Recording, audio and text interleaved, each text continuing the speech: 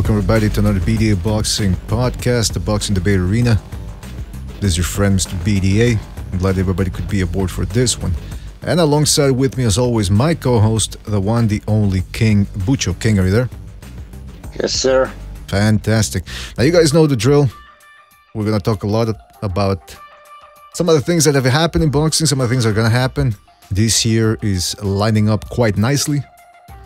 So we should be entertained by some of the great boxing that will be coming up in the following months. Also, Bucho, we have some announcements, right? Can you remind me again what they are? Just don't forget to check out our Patreon page. Don't forget to subscribe to BDA Live. Of course, BDA Boxing. Give us a thumbs up. We have a PayPal account now if you guys want to help us out by donating. Right. I always try to upload the episodes the next day so people can listen to them on iTunes, Google Play Music, Spreaker, Stitcher, all those podcast platforms. That's right. So you can check us out, download the podcast, and listen to them at your leisure. All right. Now, a lot going on in boxing. Like I said, we had some interesting fights last week as well with Keith Thurman and José Lopez. Showing us what the welterweight division is turning into. And now this Saturday, we have the rematch between Eleider Alvarez and Sergey the Crusher Kovalev. The rematch ended by knockout for Alvarez in the first fight. It was a pretty interesting fight the first time round. Kovalev was doing well in the middle rounds, starting to pick up the pace. And then Alvarez just fucking iced him.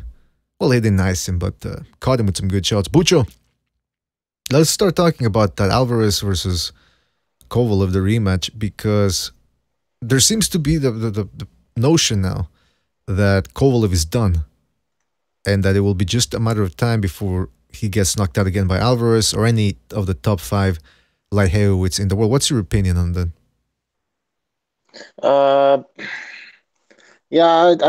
I think he's not the same guy anymore. He was doing kind of okay against Alvarez, but then again he started fading, and now with the charges and everything, the accusations, and I don't think he's gonna be the same. And how old is he now? He's like almost 35, I believe. So it's not looking good for Kovalev. It's interesting because I was rewatching the fight just now, by the way, before coming on the air here, and first of all, you know what? Before we continue, it's been a while, so I'm forgetting, but I want to give a shout out to everybody in the chat room, everybody who joined us right now: Brandon White, Poe Johnson, Jay Perez, Apology Man, Azzy, Saint Brit, Mario G, and many more people to come. I'm sure Ivan Chuberkis, Grievous, Reese Mac, and many more to come, I am sure. All right, glad to have you on board, guys. So you were saying that Kovalev, you think, is on the downside. He's definitely on the downside. My question is he really as shot as people claim he is? We'll see this Saturday. I suppose, right? I suppose. By the way, he's 35. It's not looking good.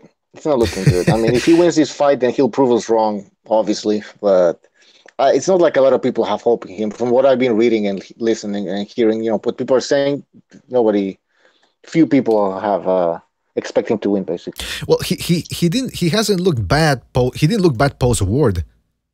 Post the award rematch. He just, and even against Alvarez, he was doing pretty well. Here's the thing about Alvarez. I mean, about Kovalev. He was showing all of the classic Kovalev strengths in the Alvarez fight. He was judging the distance well when he started to pick up the pace, shooting from all angles, keeping that jab in Alvarez's face, mixing the punches up and down. And he was pressuring Alvarez. But the problem was, if you rewatch the fight, he was getting way too close sometimes with his hands down. Kovalev has this bad habit of dropping his hands, especially on the inside. I mean, if he's on the outside, fine, keep your hands down if you want. But on the inside, I remember watching the first fight live, and I remember thinking, man, Kovalev's got his hands way too low, man. He's going to get caught with something, and lo and behold, he did. So I don't know if just a bad habit finally taking place. Also, you have to give Alvarez some credit here. as well, because he's a heck of a fighter. I was telling people this, Bucho. I mean, and if you guys don't believe me, check out the podcast we did back then. I was telling people that Alvarez was a pretty good fighter. Yes, his opposition wasn't what people, people have very high standards. But look, he knocked out fucking Butte, outboxed Pascal. He did a better job. He had a bit of an easier time against Pascal than fucking Bivol did. I'll tell you that much right now. He also beat Chilemba, even though he struggled a little bit. So you got to give Alvarez credit too. That people are too quick to jump on the Kovalev is shot bandwagon or excuse and not giving Alvarez enough credit. What do you think? Oh, you're right. He's looked good and even better against certain opponents, like you said, like you mentioned, Butte or Pascal. But still, I mean, we have to see. I mean, I'd like to see him. Obviously, we're gonna see him fight Kovalev, and if he wins that fight, then let's put him against somebody that's not being charged for a battery or something like that. Yeah, that, like I said, that can't help. By the way, somebody said that apparently now it's coming out in the chat room. Somebody said that supposedly the woman that he assaulted is a porn star, and we got a picture right here. I'm trying to filter out things so that we don't get a strike or anything. But there you go. That's it. Supposedly her name is Jamie something. Hold on a second. Her name is, okay, fuck, that's not her name. Jamie Front with a Z. And yeah, all those fucking shitty porn star names that they come up with. I'm looking at her Instagram page. She's got a lot of pictures of her dog. She's got her dog dressed up, with human clothing. That's never a good sign. Never a good sign. And she's got a photo of Kovalev punching Hopkins and on her Instagram, and she says, "I hear that he's denying on his social media that he punched me in the face. I'm curious as to how he explains the fact that I suddenly wound up with a shattered nose, an open head wound, a concussion, and two spinal injuries." Well, maybe she had a rough night of anal. I don't know. And she's just... See, that's the thing. Is she Russian? She's blonde. I don't know if she's a natural blonde, but... The Russian version of Stormy Daniels. Yeah. And she's got a nice rack and everything, but her face is a little bit... I mean, can you take a porn star seriously? That's the thing, I mean, like... No, I got you. You know what I mean? It's like...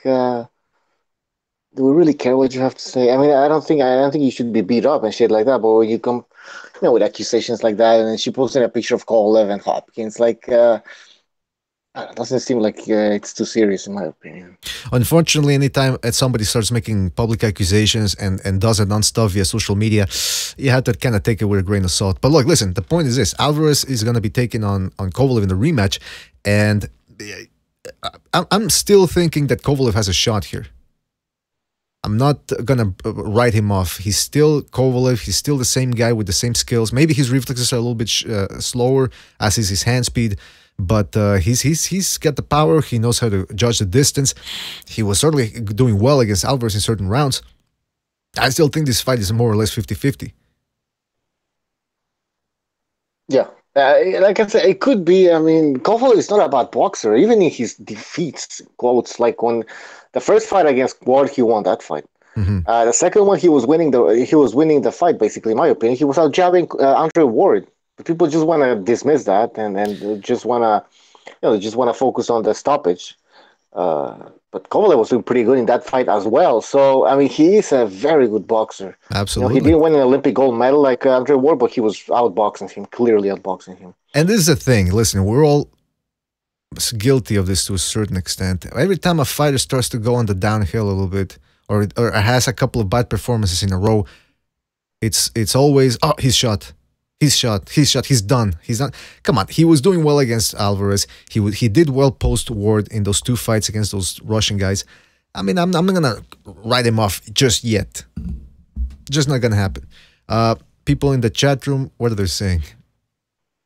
Johnny Boy, shout out to Johnny Boy. We got Young Pablito says Kovalev is gonna win by KO. Poe Johnson says she really loves animals, if you know what I mean. Oh, I hope I don't.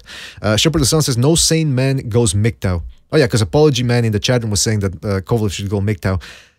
And I agree with the Shepherd of the Suns. No sane man goes MGTOW. Sorry, apology.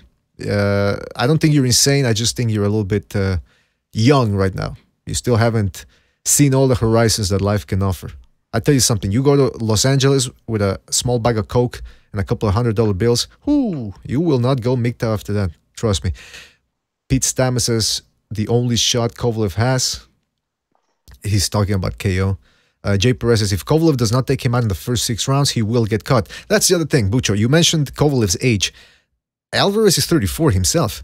Yeah, I was thinking about that as well. I mean, how old is this guy? He's 34. But you could say he's fresher. He's not having the same outside the ring problems as Kovalev. So, and I heard that Kovalev is also like a big drinker, so that doesn't help as well. Like neither.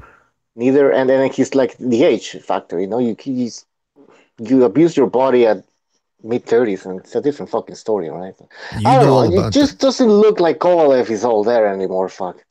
I don't think he ever was. Listen, I've said it before in this podcast. The fact that he killed somebody in the ring and didn't show the usual, well, as far as we know, he didn't show the usual effects of a boxer who kills somebody. Usually boxers who murder somebody in the ring, they're never quite the same.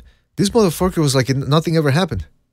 Yeah, but then didn't he give money to the family or something like that? I know, but what I'm saying is he never showed any reluctance after. Yeah, but why would you? I mean, I understand you kill somebody, but then again, boxers, they know what they're getting into, right? And maybe he rationalized it in a different way. He's like, well, it wasn't my fault. We're boxers. He's a grown man. He decided to step into the ring, and I killed him. I mean, and we can't say that he didn't feel bad just because he lost his. How you say, his boxing skills, not boxing skills, you know what I mean? Like, they're never the same again. They can't, some of these boxers claim that they can't punch hard anymore after they kill somebody. Yeah, but okay, Kovalev, just because he didn't go through that, doesn't mean he didn't feel bad about it. Right. I agree with you. But I'm just saying it's unusual. Again, he might have grieved or something behind closed doors and he just never showed it. I don't know, but it was just he's ex-Soviet. He lived in the Soviet Union and shit like that. I mean, these people are, sounds like you're trying to con me or something. I don't want to talk to somebody who's trying to con me. Get somebody in charge here. All right. Now listen. I wanted to say about Alvarez's age. He's 34 and he slowed down a little bit against, what's his name? Chilemba. He had a very tough time against Chilemba. And I know that was about 3 years ago. He has improved since then. He certainly didn't show any such weakness against Pascal. He certainly didn't show it against Kovalev, but maybe his stamina is not as good as Kovalev's. Maybe they both have pretty much, pretty shitty stamina. Maybe that's just it. We'll find out. We're gonna find out. But again, it's not looking good for Kovalev. Well, listen, we'll have to see. Also, there's what else is going on this? Because I also want to talk about Alvarez, Canelo, that is. Canelo Alvarez against Jacobs. I also want to talk a little bit about Mikey Garcia versus Spence. I think it's about time, right, Bucho, that we start talking about... Yeah, let's get that shit rolling. But hold on. How many days are we are... But hold on. Where's my schedule? Yeah, check your schedule, because I also wanted to say that this on the undercard this week, there's also going to be Teofimo Lopez versus Diego Magdaleno. Magdaleno always shows up to fight, but he's a bit of a limited fighter, so I think this is more or less a showcase fight for Lopez. There's also Oscar Valdez, the return taking on Carmine Tomasone. Oh, Carmine? I think he went across the street. Carmine's gone. He's not here anymore. Anyway, Oscar Valdez. So it's a bit of a gimme fight. Carmine, by the way, he's I've seen some of his fights. Bit of a slickster. One of those Europeans that tries to fight with hands down and all that. Doesn't have some much power. He's 34, by the way. He's never been in against anyone that's anywhere near Valdez's class. So again, a bit of a comeback fight here for Valdez. Maybe Carmine Tomasone gives him a couple of rounds, maybe some trouble. Hard to see the upset in that one. Also, Richard Comey, the guy that always gives everybody a tough fight, is going to be taking on Isa Chaniev. Chaniev doesn't have a lot of fights. This is for a vacant title, by the way.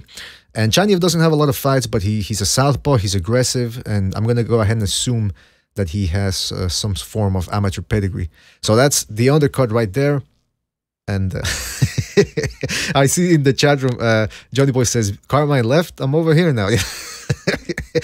Box 88 says Casino, BDA. I'm glad people got the reference. I was afraid that I was going to be left hanging there because Bucho doesn't get any of my fucking movie references. He just watches rom-coms and... what else do you watch, Bucho? Other than porn? I was going to say that. I watch those porn movies that are like... that mimic like big movies. You know what I mean? Like Hollywood movies. Ah, yeah, those are the worst. They didn't have those when I was working in the industry. They just sprang up all of a sudden and everybody... Yeah, things have evolved, man. For the worst, unfortunately. I don't call it evolution, but what else was I going to say? Oh, yeah. Okay, so people were also talking about Bucho, about Tank Davis. Apparently, Maris pulled out of the fight, and he's going to be taking on now Hugo Ruiz, a Mexican fighter, who not that long ago, by the way, was fighting as a bantamweight. So, I suppose they tried to go for the best available fighter. Ruiz is 39 with wins, 4 losses, 3 of those losses by knockout. But he does have 33 knockouts to his credit out of his wins. But like I said, not that long ago, he was fighting at bantamweight, I believe. He's fighting as a featherweight now. He's 30 years old, 5'9.5". So pretty big for that division. You really think Maris got injured? I don't know. What do you think? You think he wasn't making weight or something? Or I don't know. I'm just asking. I have no idea.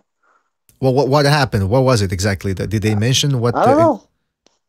Injury. An injury. What a great show! What a great show this! I didn't even bother reading. What a great show this is! What a great show! Like, hey, I don't know what happened. Do you know what happened? Nope, I don't know. All right. Well, I was working today, but I didn't read. Like, I don't feel like reading that. I just read the headline and I was like, okay, PBC fucking shit that always happens, you know. So what am I gonna read? Like, oh.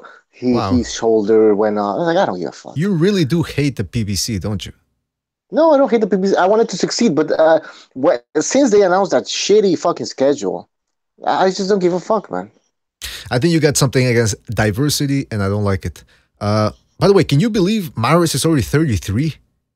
Gee, wow. It wasn't that long ago. Yeah, it wasn't that long ago. He was like the prospect of the year or something. I think it was 2007. When were the Agbeko? Yeah, exactly. When were the Agbeko fights? 2011, I believe. 2011, huh? Yeah. Yeah, it's 8 years, man. Remember the first fight against Agbeko, and the referee was, what's his name?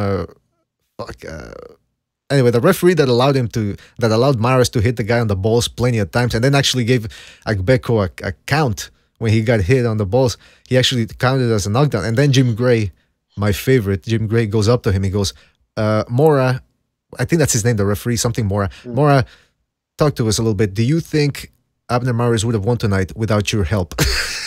He's so blessing in his face. Was that fight in Texas? Let me check it out. I don't know. But anyway, listen. Lawrence Cole. Fox Strike says Lawrence Cole. Was it Lawrence Cole? No, it wasn't Lawrence Cole. It was something Mora. No. Russell Mora. I think it was. Yeah, I think it's Russell Mora. Yes, Fox Strike says Russell Mora. That's right. Thanks, Fox. All right, so I'm looking at the boxing scene here. See exactly what happened with Maris. Multiple sources have confirmed to boxing scene that Maris has withdrawn. Blah blah blah. Was supposed an injury sustained during training camp. They don't exactly look at these fucking guys. How are they gonna make weight? One guy eating tacos and the other guy. I mean. You know what they're gonna do? Maybe because Davis is not gonna be fighting Maris, he's gonna be allowed to weigh 133 or something like that. Yeah, some shenanigans. I would be surprised. Well, I'm not fighting Maris anymore, so 133, 134. Yeah, expect shenanigans. Expect shenanigans. By the way, I gotta give credit. I didn't elbow injury, says Fox Strikes. Thank God we have the Fox Strikes in the chat room because he's keeping up to date. Nobody else knows what the fuck is going on. But by the way, Bucho, we gotta give credit because I wasn't there to comment on that fight. But Josito Lopez, he's training with Robert Garcia. I tell you something about Robert Garcia, man. You give him a come forward fighter, a pressure fighter, and he will get the best out of them. I don't know how he does it. I guess that's the best style for the Robert Garcia Academy. But he tends to improve guys. Like just look what he did with Maidana. He added some new wrinkles, a jab, and all that. That's why I always thought Chavez Jr., if he had an ounce of how to work in him, if he would have gone with Robert Garcia, I think Garcia might have gotten something out of him. I think I'm not quite sure. Yeah, we talked about it when the rumors were spreading. about Chavez potentially going with Robert Garcia. That would have been a great move. It would have been a great move to just. I mean, then he goes with Nacho Berenstein. Come on, well, wasn't he? He thought he was going to turn into Juan Manuel Marquez all of a sudden. Come on. Yeah, Jesus, no, it's they say styles make matchup and stuff like that, but it's also a trainer and fighter. So they have to blend in. You know what I mean? Mm-hmm. Exactly. You have trainers with different styles and boxers with different styles. They just don't and by the way, sometimes. It comes down to the fighter too. Chavez Jr. training in his kitchen, like Steve Kim said, it wasn't gonna cut it. It didn't matter who you put him in there with, which coach. You could have put him in there with a fucking dominatrix. The dominatrix wouldn't have gotten him out of his bed with his fucking hot pink underpants eating cereal after a night of smoking marijuana. It just wasn't gonna happen. Just wasn't gonna happen. Poe Johnson says, BDA and Bucho have to be related. They are the only Mexicans in Canada. There's plenty of Mexicans in Canada now, believe me. Maybe not that much 15 years ago, but all of a sudden there was an influx here. Everybody's complaining about, Mexicans in the United States. Should come to Canada and see what's happening here. Getting a lot of Mexicans. A lot of Mexicans. Apology says, Jim Gray's hilarious. Sherpa Rosan says, Bucho wanted to be a PBC fighter. That's why he's salty now. Yeah, why are you salty against? I mean, I know you the PBC, they're not doing as well as they could with all the fighters they have, but I wanted them to succeed, man. And right now they're not doing too bad with Showtime. So, and by the way, Bucho, it's 29 minutes that we've been on the air. Well, if you time to go. Yeah, no, if you don't count the intros and everything. So I don't know if you want to start sending the invites or. All right. And by the way, guys, let us know what in the chat room who do you have for this Saturday between Kovalev and Alvarez. Alvarez and Kovalev. And let me tell you something. Alvarez, he might not beat Bivol or Gvozdyk, but I give him a shot to hang in there with all of them. And if he plays his cards right and all the stars are aligned, he could pull off an upset against them as well. So Alvarez is very skilled. He's got decent hand speed, skills, punching power, as he's shown now. Quag says, I'm taking Kovalev by decision. Foul Pole says, Alvarez. Young Pablito says they canceled the press conference. Maris Davis. Yeah, we just talked about that. I don't know if that's he says that's a duck. Everybody ducks now. If a fight doesn't take place right away, it's a duck. I don't know about this. But you know what? It wouldn't surprise me, like Bucho said. It wouldn't surprise me if there's some weight shenanigans with Davis and Ruiz. All of a sudden, Tank Davis shows up out of shape and he pays like a $500,000 fine just to get the fight take place anyway, even though he's 2 pounds overweight. Young Pablito says Alvarez, he's got too good a jab. Nazar says, I think I got Kovalev. I think Kovalev will try to outbox Alvarez this time. He should, because when he was in the wheelhouse in the mid-distance, that's when he got dropped. Johnny Boy says, I got Alvarez. Bro, hate to say, late stoppage. The Fox Strike says, gonna be reviewing it soon. I don't know, 5 episodes. Oh, I think they're talking about the series. New Day says Kovalev KO win at 35 seconds of the second round. Wow, that's a very specific, quite a specific prediction right there. Guerrero de la Info says Kova is finished. I don't know. By the way, we have Apology Man on the line. Man, I'm rusty because I can't find the fucking... Speak of the devil, and it shall appear. She just wanted the drama and you two to fight over her. That's what women do. Your punishment must be masturbate. all of you. Bitches are stupid. I treat them like shit. That's how you get one to eat a dick. Never be sweet to a bitch. All right. Apology. I can see you're there, complete with your creepy... Hello. Yes, hello. How many women have seen that just before they get murdered? That's what I want to know. People can't see it. all that information. Are you creeping me out, man? Apology, thank you for being on. What are your thoughts? Kovalev Alvarez, what do you think? Do you think Kovalev is done or just on the slide? Do you still think he has a shot at beating Alvarez? What are your thoughts on this? I think Kovalev is on the slide, but I still think if he trains properly, he will have enough to beat Alvarez. It's all on him. Not to say Alvarez is a bad fighter, but Kov should have enough skill to beat him if he puts the effort in. I agree, man, because here's the thing. Again, when people say, oh, Kovalev is done or shot What exactly makes you think he was shot? Did he look completely slow? Was he getting schooled by Alvarez? Was he losing every round? No, he was doing pretty well. If you want to say he's on the slide, fine. I would not disagree with that. I will agree with that.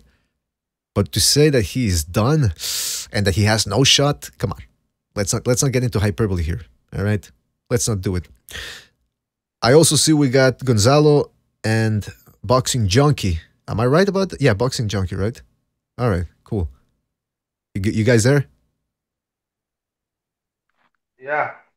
How you doing, BDA? Good to have you on board as always. Just want to confirm his Junkie is here as well. Junkie, are you there? Yes, sir. All right, fantastic. The boxing junkie. Yeah, I'm sorry. How dare I? The Boxing It's kind Junkie. of derogatory, in this neighborhood. I know. I'm being sorry. called a junkie, you know what I mean? I didn't mean no disrespect. Didn't mean any disrespect. I know, Guys, I'm just fucking with you, man. I know. What do you think? I'm a fucking idiot? Listen, thank you guys for being here. We're talking about Kovalev versus Alvarez versus Kovalev. Young Pablito just said in the chat room that Kovalev has said that if he loses, he will retire. What are you guys' thoughts on this fight? Who wants to go first? This epic rematch. Well, I was listening to you, Mr.BDA, about why people might think that he's on the slide.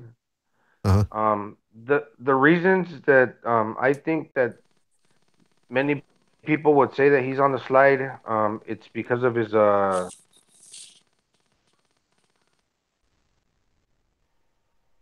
He muted himself. I had the speaker muted. His lifestyle and his outside the ring antics and his training habits. The pending court case, the drinking, all that. So, but as far as his boxing ability, I forget how old he is. I think he's like 34. I'm not sure, but yeah, he's 34, 35. 30. You're talking about Kovalev, right? Yeah. Yes, as far as his boxing ability, he's a devastating puncher. So a punch is the last thing to go. He's always got a real good shot. And the last fight against Alvarez, he was winning. So until they caught up to him, but he's always got a chance to. He's a live dog in there, and he's a world-class fighter, and he's got a good punch. So as far as him slipping, it all depends how prepared he comes in. Oh, and also the last thing, the ward fights, I think, took a lot out of him. I don't know if it was physically, but more psychologically, him having to battle, everything against him. Right. Now let me ask, the Boxing Junkie. You're familiar. You're no stranger to the justice system. You've been through the ringer a couple of times. How much does it affect you knowing that you have a pending court case and you're trying to go on about your life? Like, is that a pain in the ass? Or? Well, I'll go back to my first case. All right, when I was charged with a police officer got shot, and I was charged with that. Okay, that right there, it took so much off of my life. It's like by the time I beat that case and got involved, charged with another shooting that I went over last time I was on air. Oh, it was just like it. You can really dig yourself a deep hole, especially if you think you're going away. Now I was getting into alcohol on top of that. It was making me drink, and there's rumors that Kovalev drinks. That can take a toll. Right. But, yeah. That cop, let me tell you something. He must have thought it was White Boy Day. He must have thought it was White Boy Day because he got a wake-up call. All right, hold on a second. Who do we have? We got Johnny Boy, right? Yeah, what's up, brother? My static ain't coming in. I was just going to add to what the Boxing Junkie said, bro. It depends what kind of case you got and all that other shit, like he says, depending if you got it on your mind that you might be going away and all this kind of thing, then it's going to fuck with your head. So you can see how me being charged with a cop getting shot, you're definitely going away, Right. Well, right. Like the first time, bro. The first time I got in some trouble, bro. I was 15, bro, and they caught me with a bunch of weed in my scale and all this other shit. So, but that was when I was a little kid, 14, 15, running around and shit. So, Now, I ain't no stranger to that shit either. I just wanted to say that, bro. Just put my 2 cents in. But more people got experience in me because let me say this, all right? Shout out to Senator Norman Stone, my attorney, all right? The motherfucker, man, he had the cheat code. I could do whatever I wanted, all right? So I didn't know it at the time, but he got me out of the trouble, out of all of it, you know? So, but I didn't know that, you know? And also, like, I had to live in the same neighborhood with this cop's brother, and he was a fucking lunatic, man. He went by RoboCop. But back to Kovalev. I think Andre Ward, I agree with Mr. Gonzalez, is it? Just on about his mental stability. Andre Ward broke him mentally. And, you know, it's like once a dog's been broke mentally, it never gets it back, you know? Mm-hmm. Yeah. And I think he's just, and also I think his body's giving out on him. Plus Kovalev, remember he caught a body in the ring. That takes a toll on him mentally too. Yeah, but do you think it took a toll on him? Because like I was telling Bucho, I don't think he cared too much about that. You can act like it don't, okay? Mm-hmm. But I thought of myself as a vicious person at one time. But if someone dies and you're responsible for it, you always live with that. And no matter what he tells himself, in the back of his head, he knows it can happen to him. You know? Mm-hmm. Just a few punches can change it, you know? Right. Yeah, I agree. Maybe before he didn't give it much credence, but now that he's on the other end of the one receiving the punches, you know, it's kind of like a bully when he gets bullied in the end. Yeah. Also, Mr. BDA, I have a question. Oh boy, go ahead. Was Kovalev undisputed, or was he unified when he fought Ward? Unified. Unified. He never had the WBC which Stevenson held. I'm glad he said Mr. BDA and everybody else jumped in. Adonis had that belt. Yeah, because no one cares BDA. Hey, apology. How's being a virgin going? Is that going well or bad, man? Yeah, son of a bitch. It's good. It's good. I have the STDs. I'm not sure about the rest of you. The STDs only make you stronger. Apology over time. The syphilis is taking over. We got so many STDs in Baltimore, you know. I might be a walking STD. Who the fuck knows? Oh God! All right, but hold on. Bad. Let's go back to the issue here about whether Kovalev was unified or undisputed, whatever. Listen, the point is he was the best light heavyweight at some point. That's all I care about, and he's no longer. I just think that it's kind of frustrating when you know you can be undisputed, but you never get that last belt. Kind of like Gennady Golovkin. You know, he could have been undisputed. Yeah, he just never came around. You know, that must be pretty frustrating. While you're on your prime. Can I add something to that real quick, guys? If you don't mind. Well, see, yeah, I was just gonna say Kovalev had all the belts except the WBC, and Adonis didn't want to fight anybody. I'm just hoping because on the undercard, Comey's fighting that Russian kid.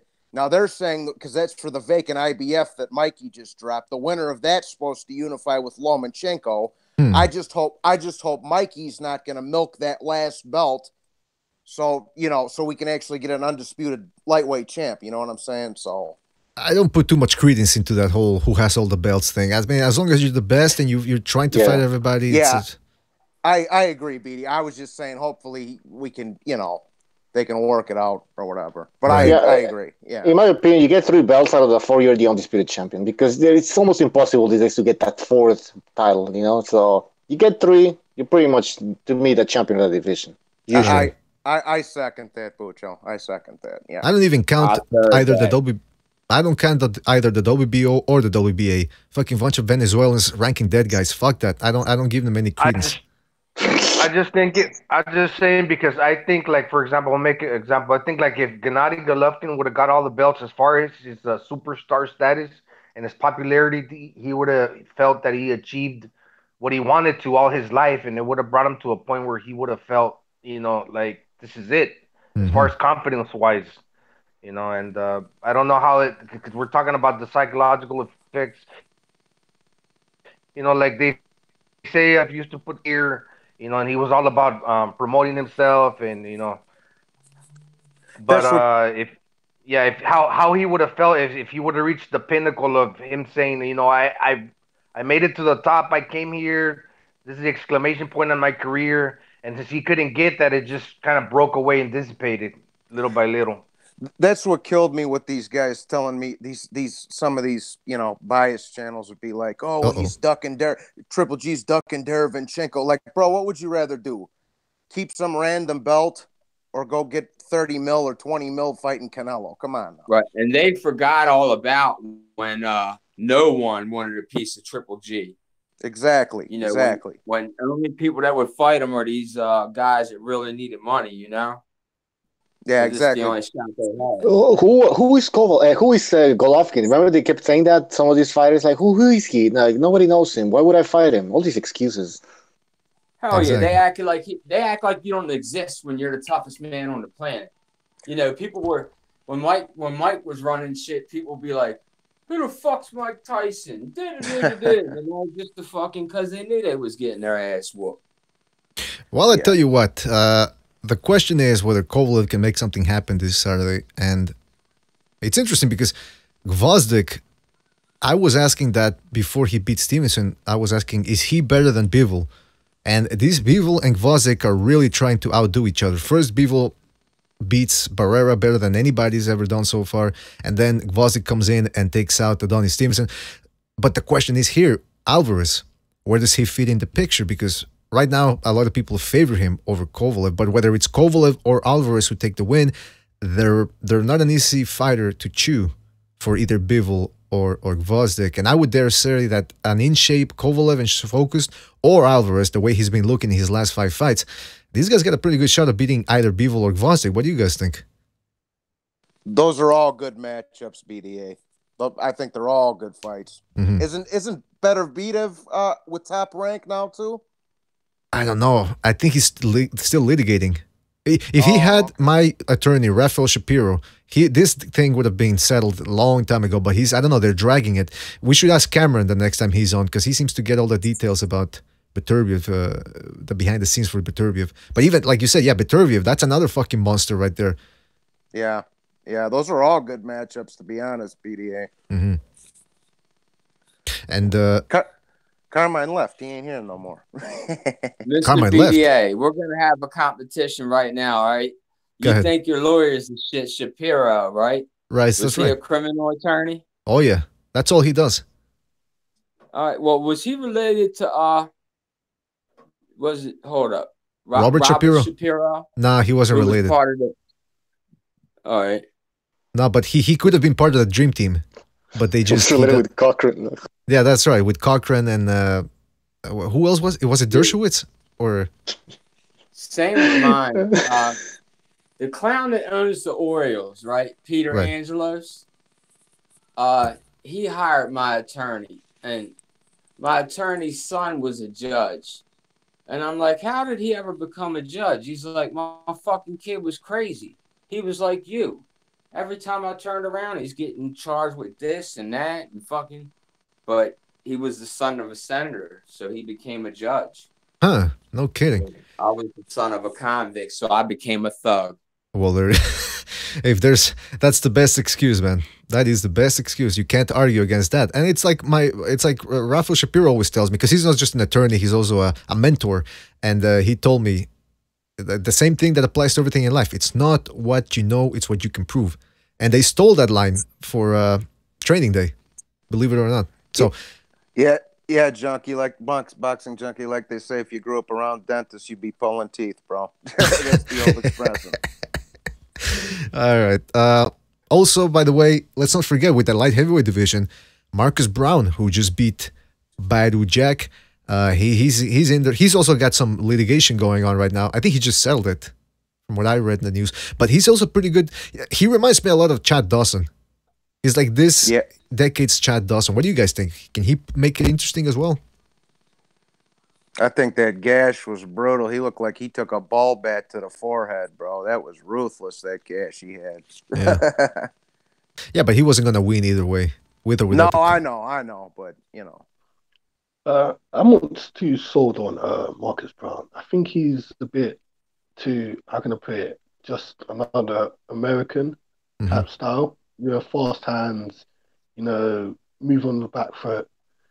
I would like to see, I think these top guys might eat him up if he fights like that. Right. Well, but that's the thing. I mean, let's put it this way. This version of Kovalev, do you think he gets stopped by Gvazik, let's say? This version, I yeah. could stop him. Jesus shit, man. What's that? I think Marcus Brown might stop him. Whoa. I think, yeah. And he's at that age, bro, that 35, 36, 37. That's when all the fighters start slowing down, bro. Give or take a little bit for the different cases, but he's at that age where he's, 35, late 30s, so. Especially if you're an alcoholic, right? Because that's the thing that they said about Chavez, that he was drinking, and apparently Dr. Margaret Goodman said that beer, or I don't know exactly what other type of alcohol, but that it thins the skin. That's why with Chavez Sr., you would see him cut up a lot later in his career, because apparently his Yep. I don't know if that's true or not, though.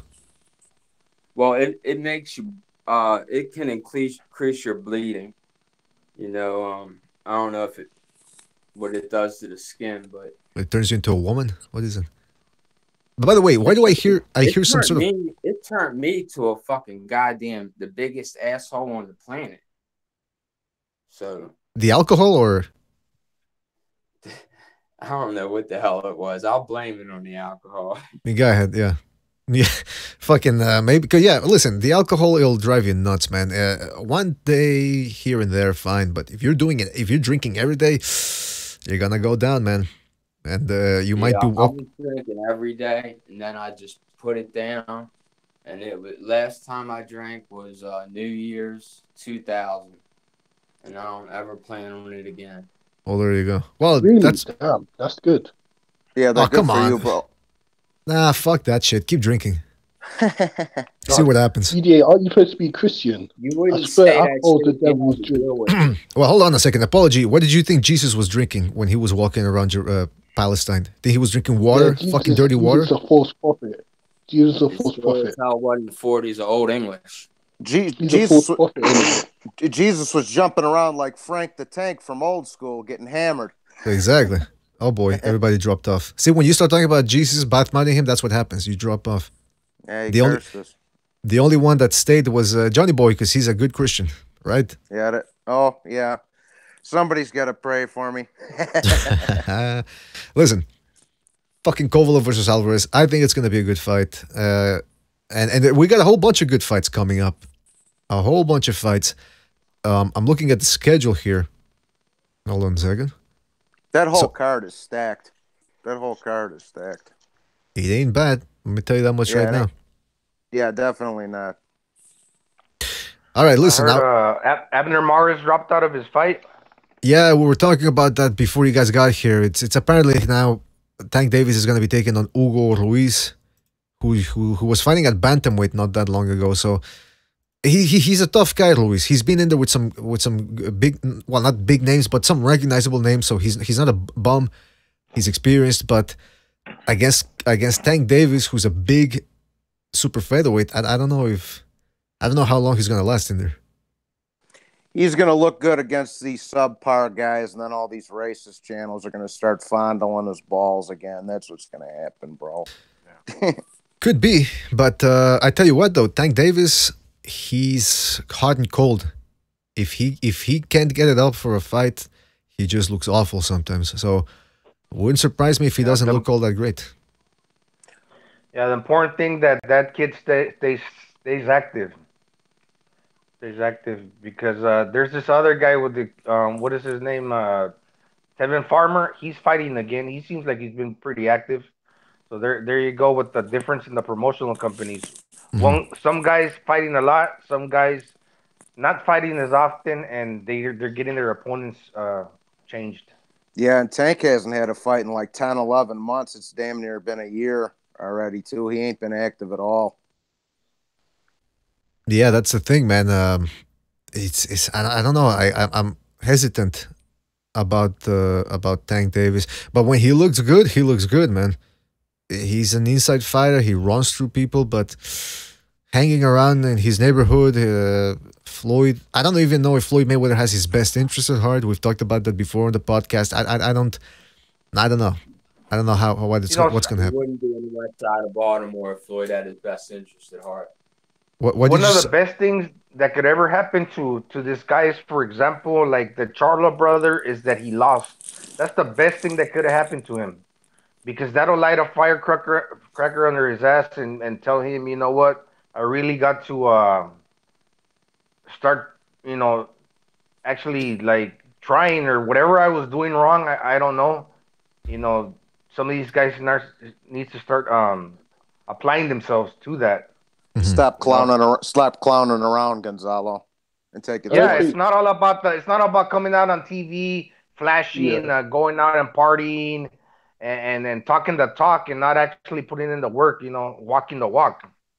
Yeah, I don't think he needs to get beat up. I mean, lose. He just needs to get beat up, Tank Davis. I think he's in a tough fight. He'll realize that this shit's for real. Well, that's one way of looking at it.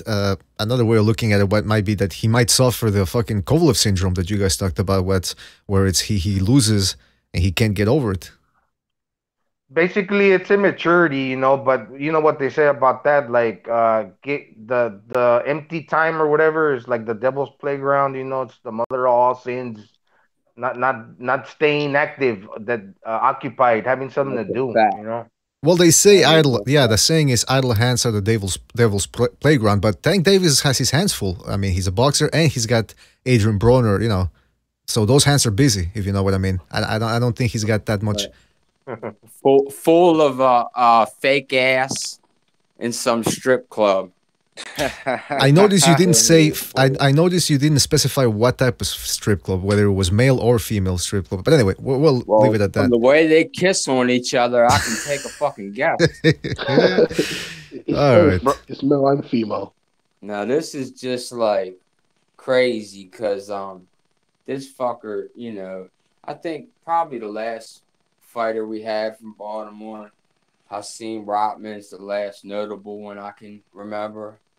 And, like, this kid really fucked me up, Gervonta, when Floyd got him on the undercard of, supposedly that huge pay-per-view circus event with fucking McGregor. But he at least got that man on the undercard of a huge pay-per-view event. And what's he do? Just fucking comes in like a half-pound overweight and don't even try to take it off. Just walked right off and gave up his belt. Reminds me of Rigondeaux when he had that big shot in the Cotto Alvarez undercard against some guy that he could have taken out if he would have thrown more than 2 punches per round. And what does he do instead? Just classic Rigondeaux, just dances around the ring, one left hand at a time. I mean, that's why I doubt how sincere this guy. I doubt how sincere Tank Davis is into the game. Even if he puts himself, if he trains, whatever, I think it's only a matter of time before mentally he just zones out or packs it in. I don't see a long career. Oh, go ahead, BDA. I'm sorry. Go ahead. I didn't mean to interrupt. Go ahead. No, I was just going to say I made a video about that Rigondeaux. I said, naturally, all the guys who said he was going to break Lomachenko's jaw and all this other shit disappeared right before his last fight. The guy he was fighting was 16-8 and was like 1-6 in his last 7 fights, for Christ's sake. Jeez. Yeah. But, I mean, Rigondeaux is good, man, but he's obsessed with just throwing one punch at a time. He refuses to take chances. If he would dig that right hand to the body, maybe a couple of left uppercuts to the body too, he could do some real damage because he does hit hard, but he refuses to do. He's slick. He's a good boxer. He's just got to be more aggressive and go for. You know what I'm saying? Like, yeah. Did you just use the S word here? Yeah, kick him out. Kick him out. I don't want to see him again. What's the S word? About Rigondeaux now after the hand issue. What's that? What happened? Y'all are talking positive about Rigondeaux after the hand issue. What hand issue? What are you talking about? Yeah, he has no heart, basically. I'm not He has sure. no heart. Heart issue, I should say, right? Yeah. No, Nice. I was just saying all those little fanboys disappeared after his last fight. That's all, because the guy he was fighting was a tomato can. That's all I was saying, bro. Ah, right. Also, speaking of people are talking about Rigondeaux and Lara, because they are sort of similar fighters. Lara is going to be taking on Brian Castano. And I don't know if you guys are familiar with Castano, but he's an Argentinian, I believe, who has a good win over Michel Soro, he's a Frenchman. And he's pretty good himself. So all of a sudden, Lara jumping in there against a quality opponent. What do you guys think about that fight? Do you even care, or is I don't Lara? care. You don't care. Well, I know that from you, Bucho, but I want to hear from But what everybody do you else. expect from this fight? Like, Lara has to stop this guy or what? Well, Castano's a top 10 middleweight, so.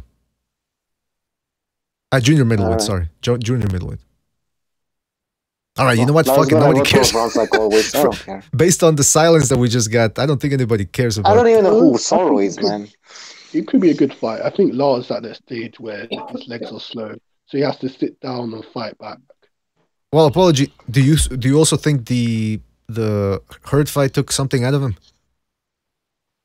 Definitely, man. It's not only that Hurd landed punches, but he was so big. Mhm. Like, he just definitely took something out of Lara. Absolutely, I think so. He was eating shots throughout the fight. Lara was, and he couldn't keep fucking giant Hurd off of him. The Shepherd of Sons is the only one who cares about the Lara fight. He says, "I care. It's a good fight. It's just you and me, Shepherd. Just you and me." Well, No- I care as much as a fucking. Shut up! You don't addict care. to the sport concerns. Nobody cares. Come Yeah, on. nobody cares. Lara's finished, man. What's he gonna do? Oh, you again? See Yeah, again, Hurd Bucho. did so You're many- like, you're guilty, Bucho, just as everybody else. He's shot. How is he shot? No, well, I don't know if he shot. Well, I mean, we saw it against Jared Hurd. He didn't do shit. And this guy avoided Charlo because they were friends. One of the Charlos, I don't know what the fuck the story was. Uh-huh. Fight Austin Trout. I mean, get out of here. This guy never did shit, man. Never impressed me. He What never got impresses the me is how Hurd makes 154 pounds. exactly. Yeah. He's bigger. He looks bigger than fucking Munguia. If you knew his ringside position, if you knew the shit he does around here, that motherfucker runs every goddamn method dose clinic they got in Baltimore and Maryland, pretty much. No kidding.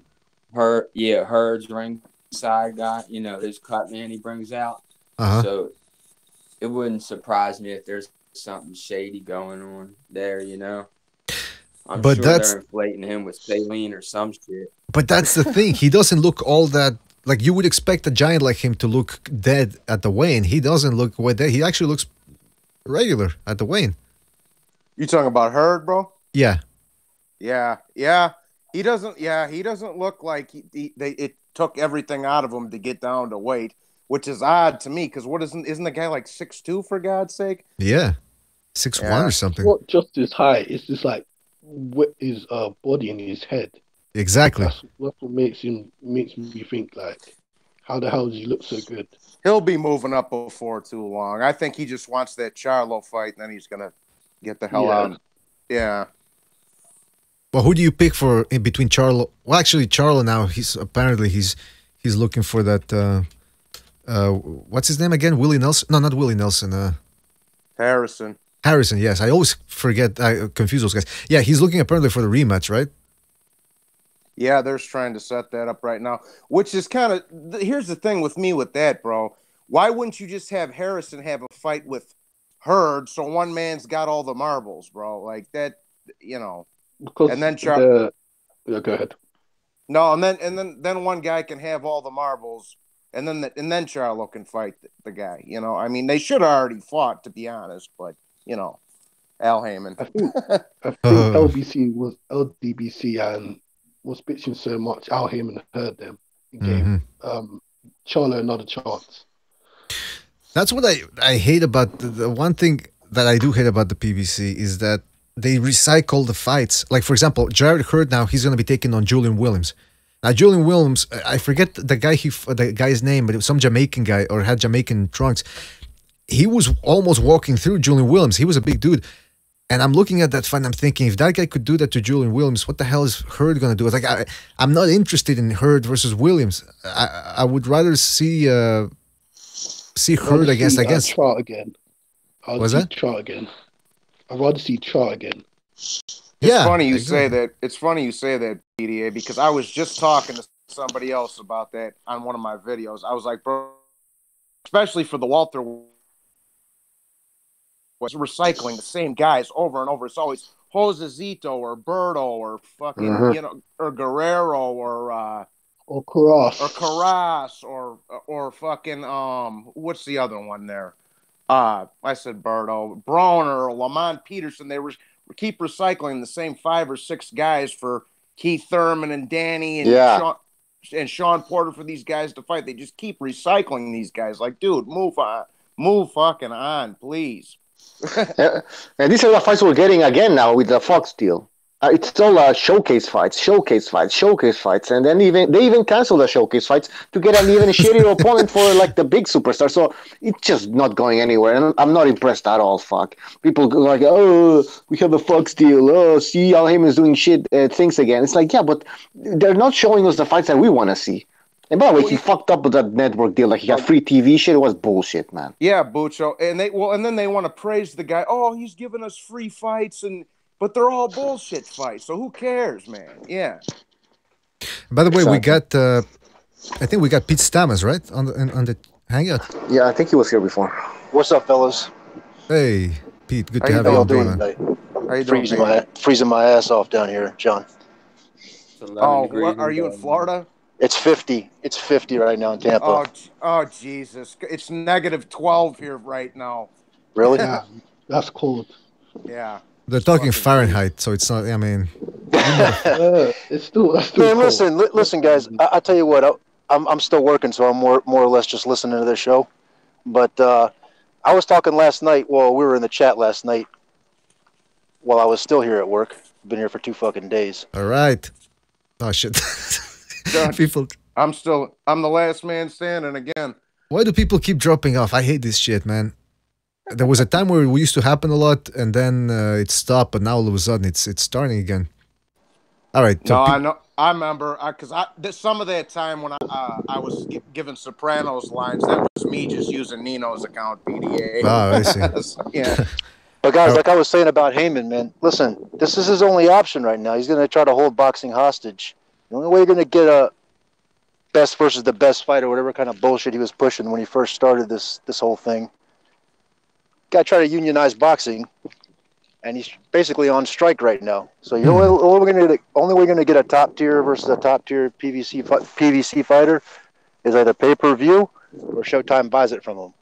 No, he's not gonna do a time buy on Fox, or if they're gonna throw him a little bone there and basically bring back some Fox Sports 1 bullshit matchups. He's not gonna put those big fights on there for free. He can't pay him $1 million a piece or $1.5 million a piece like he did when he had funding from Waddell and Reed. Yeah. So at this point, he's basically standing off with Golden Boy, who's not going to do him any favors, and Aram, who never wanted his ass in boxing in the first place. Mm-hmm. I mean, think about it. We already had 2 pay-per-views.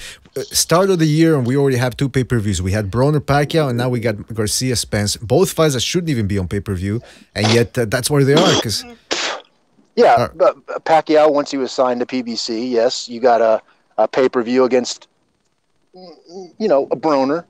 It is what it is. But I mean, in terms of, unless he can put together a pay-per-view, and unless he can put it together with Pacquiao. Who's pay-per-view worthy right now besides Pacquiao and Mayweather? That's the thing. Neither of them. Mayweather, I don't want to see him anymore. But excuse me. I don't think they're pay-per-view worthy. Yeah, you're right. That's what I caught myself. I don't give a shit if I ever see Mayweather again. Pacquiao. I'm a Pacquiao fan, so if he's on pay-per-view, I'm gonna buy the fucking thing. I'm gonna degenerate like that. All right. Gonzalo Anaya just donated. Bucho, I don't know what the fuck you're doing with these fucking sub alerts and super chat things, but you gotta get a decent one. I mean, you're turning. That's the best I could find, man. What was that, mariachi? That was like mariachi music or something? Yeah, that was like Copacabana shit. Like, you gotta get. Listen, we gotta get some decent shit, man. Bring back the old one back. Why did you? No, it's from an old video game. Anyway, I want to thank Gonzalo. I want to thank Gonzalo Anaya for the contribution. Gonzalo, thanks a lot. What the fuck? He hasn't come back either into the hangout. I hear the wind blowing or some shit. That's gonna be. It's a fucking helicopter. It's a helicopter over here going over my ship. Are you at the base at the compound right now, or where are you? Yeah, exactly. I'm in Baghdad. Yeah. Oh, that's why I heard chopping. I feel like somebody I'm in chopping fucking up heads. Baghdad. I've been here for 2 days. I sent out that Al Heyman contract from my shop here last night, and I'm still fucking here. Hey, why are you guys sitting on your helmets so we don't get our balls blown off? All right, listen. What was I gonna say about fucking the PBC? Yeah, okay. So we got that straight. I mean, the PBC, they got a whole bunch of good fighters, but they're doing what everybody else does, which is to slow down and milk fights and. No. They're not doing that. Listen. He gets 15% of whatever these fighters bring in, right? He doesn't have any more funding. He doesn't have any more money to buy time buys on NBC, on all these time buy channels that he's got. The only income he has for these fighters is Showtime or Showtime on CBS, on PBC, whatever you want to call it. Showtime pays for those fights, or it's a pay-per-view, or it's Golden Boy or Aram, which is, Aram's content to watch them wither up and die, and what you have now is a bunch of fighters just dying on the vine right now. You're going to keep getting showcase after showcase, Yeah, died on the vine. It died on the vine. The guy died on the vine or something. What was the guy's name again? Was that? Does anybody know who Al Heyman is? Well, I mean, he exists. Semi-god. I think he's Sam Watson. No, he's Al Heyman. He's Al Heyman. That contract I sent out last night, if you read that contract when that advisory contract first got disclosed, if you read it then, it looked very, very much like a music manager. How they link, they advance, get an artist, give them an advance. Now they're into you for a couple of $1 million. Then they owe you certain amount of albums, and they're locked into this label or these performances. And now, at this point now, years down the road now, how long has it been since he came on the scene? Five years or so? Well, he's just a shady character that more than that never makes any appearances. Okay, well, so he's kind of mysterious, and to me, it's like I keep hearing all these other channels and people talking about him like he's like a demigod, like Bucha was saying. Oh, we want to thank Al Heyman for this, we want to thank him for that, but he's never around. Nobody knows anything about him. Well, they used to get paid. They used to get paid a certain amount of money every time they said that. Yeah. So what I'm trying to tell you is, if you look at that contract as old as it is now, where we are now, if you look at that contract, you can see exactly what he's doing. Well, that's the thing. But hold on, all the extensions in that contract, every way that contract can be extended. If you're on a televised, if you fight for a championship, if you get you on a nationally televised fight. But that's the thing. Listen, if you go back for that reason, if you go back to 2004-5 and you watch Jermaine Taylor fights, you see Al Heyman. I think he definitely for sure. If you watch that first Hopkins fight, Jermaine Taylor Hopkins, you see Al Heyman in the. I'm not saying he wasn't around. I'm talking about when you see these guys in the ring. Thank you, Al Heyman. Thank you, Al Heyman. I know, but I'm just saying to Gonzalo. I'm just saying to Gonzalo because he was sort of intimating that he might not exist, but I mean he definitely exists. He used to show up at fights. Kind of like Where's Waldo? Remember that book? Where's Waldo? Exactly. Yeah. No, when you see him on TV, he's CGI though. Okay. He used to be a lot more visible than he is now. I wish Heyman would have tried this shit back in the old days. The boys would have been fitting him up for some cement shoes. You know what I'm saying? Mm-hmm. But I wish they do it now and get him the fuck out of here. Yeah, so we can get back to boxing. You know? I'd pay pay-per-view to watch Heyman versus Frankie Carbo on pay-per-view. I'd like to see that. And by the way, Lopez says that I have a contract where I have to thank Al Heyman. It's funny, but what's his name? Thomas Hauser. Remember, he did that article for Ring Magazine about Al Heyman, and he said that there's this couple who what they do is they record or they acquire a whole bunch of fights, boxing fights of everybody, and so apparently they sell those fights to boxing promoters or scouts. You know, if they want. Yeah, right. They had a film archive of basically every fighter in boxing. Right, and then supposedly Heyman contacted them to do a montage, a collage of his fighters thanking him. Now, I don't know if that's true or not. I don't know how Thomas Hauser got that information, but if it's true, it just shows you how bit of a maniac this fucking Al Heyman is, whether he's a business genius or not. Well, if you pay attention, if you pay attention to what you're watching, you got. I must admit, I didn't know who the hell he was before. About the fifth fighter in a row started thanking him. This is all the Showtime fighters. Remember this? All the Golden Boy fighters. Hauser was the one that called Floyd out on the bullshit after the Pacquiao weigh-in when he said he was dehydrated and all that too. That was the same guy. Hauser knows his shit. You can link him to Top Rank and all. Where you know, I don't know what the consultant is for such and such, but and he makes a living. However, he makes a living, but. He's a sharp fucking guy. Yeah, he knows his shit. He knows his shit. That's for sure. Yeah. The Fox Strike says Al low risk, high reward Heyman versus Bob. Yesterday I was lying Arum. That's the thing. Bob Arum, when people pick sides and it's like, oh, Al Heyman versus Bob Arum, they're both promoters. And by the way, they're both Harvard graduates. So there's that it would be even more interesting if one of them was from Yale. Fuck about a Harvard graduate in boxing. That's right. But hey, how long has Bob Arum been in the game without fucking hedge funds and shit like that, and fucking being a fucking snake? He's been at least since the early '80s, bro. Because he was back then. He was promoting Duran or one of them guys. Way before that. Way before Bob that. Arum, I mean, whether you like it or not, he's proven. All right, this guy has put on big fights and stuff like that. Okay, but now Low Place is saying Arum is 2 years from kicking the bucket. Al Heyman is a new wave. No, Aaron might be 2 years from kicking the bucket, but what does that have to do with anything? Yeah, exactly. Al Heyman's attempting to circumvent all the promoters. He's attempting to go directly to the major purchasers of boxing, which up until recently was HBO and Showtime. Al Heyman negotiated deals with HBO, the vice president of HBO, for years and years and years, to the point where HBO doesn't even want to deal with the promoter. Al Heyman attempted to then come in with not a manager, not a promoter, but an advisor. This term advisor. Yeah, well, whoever said Aram's about to kick the bucket, bro. Al Heyman's no spring chicken neither. He's 65. He's 65 or 72, so it's not like he's fucking Lance Armstrong either.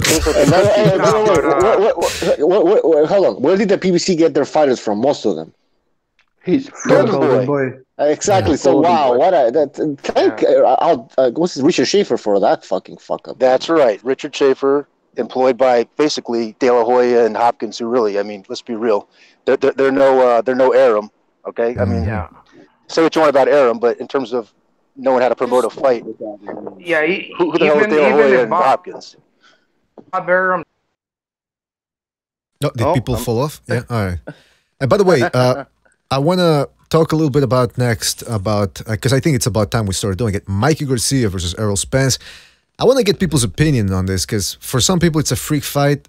Then again, there's also a lot of intrigue of people who want to know what can Mikey Garcia do? Can he pull off the upset? This is going to be taking place on March 16th, Arlington, Texas, Fox pay-per-view. I'll just go ahead and wait till everybody gets back. Everybody back? Yeah. Well, all right. Yeah. So we want to talk about Mikey Garcia versus Errol Spence. I'll ask Gonzalo first. Gonzalo, from 1 to 10, what's your interest in this fight and how much of it is dependent upon whether you think Garcia can make something interesting? I don't know. As far as a fan, I'm rooting for Mikey Garcia. Okay, hold on a second. Just because I met Robert before, he's a cool guy. And but as far as the fight, I mean,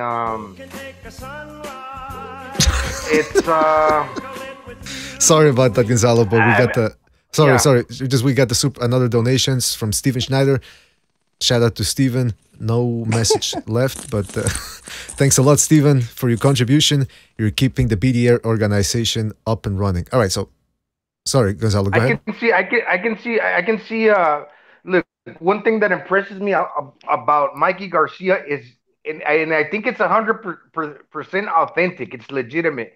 His unwavering confidence that he has when he talks, when he came up on the scene about this fight, talking about it. Now then he signed it. Now just by the expression, for me being a boxing fan and what I can notice in him, you know, it's his confidence is authentic.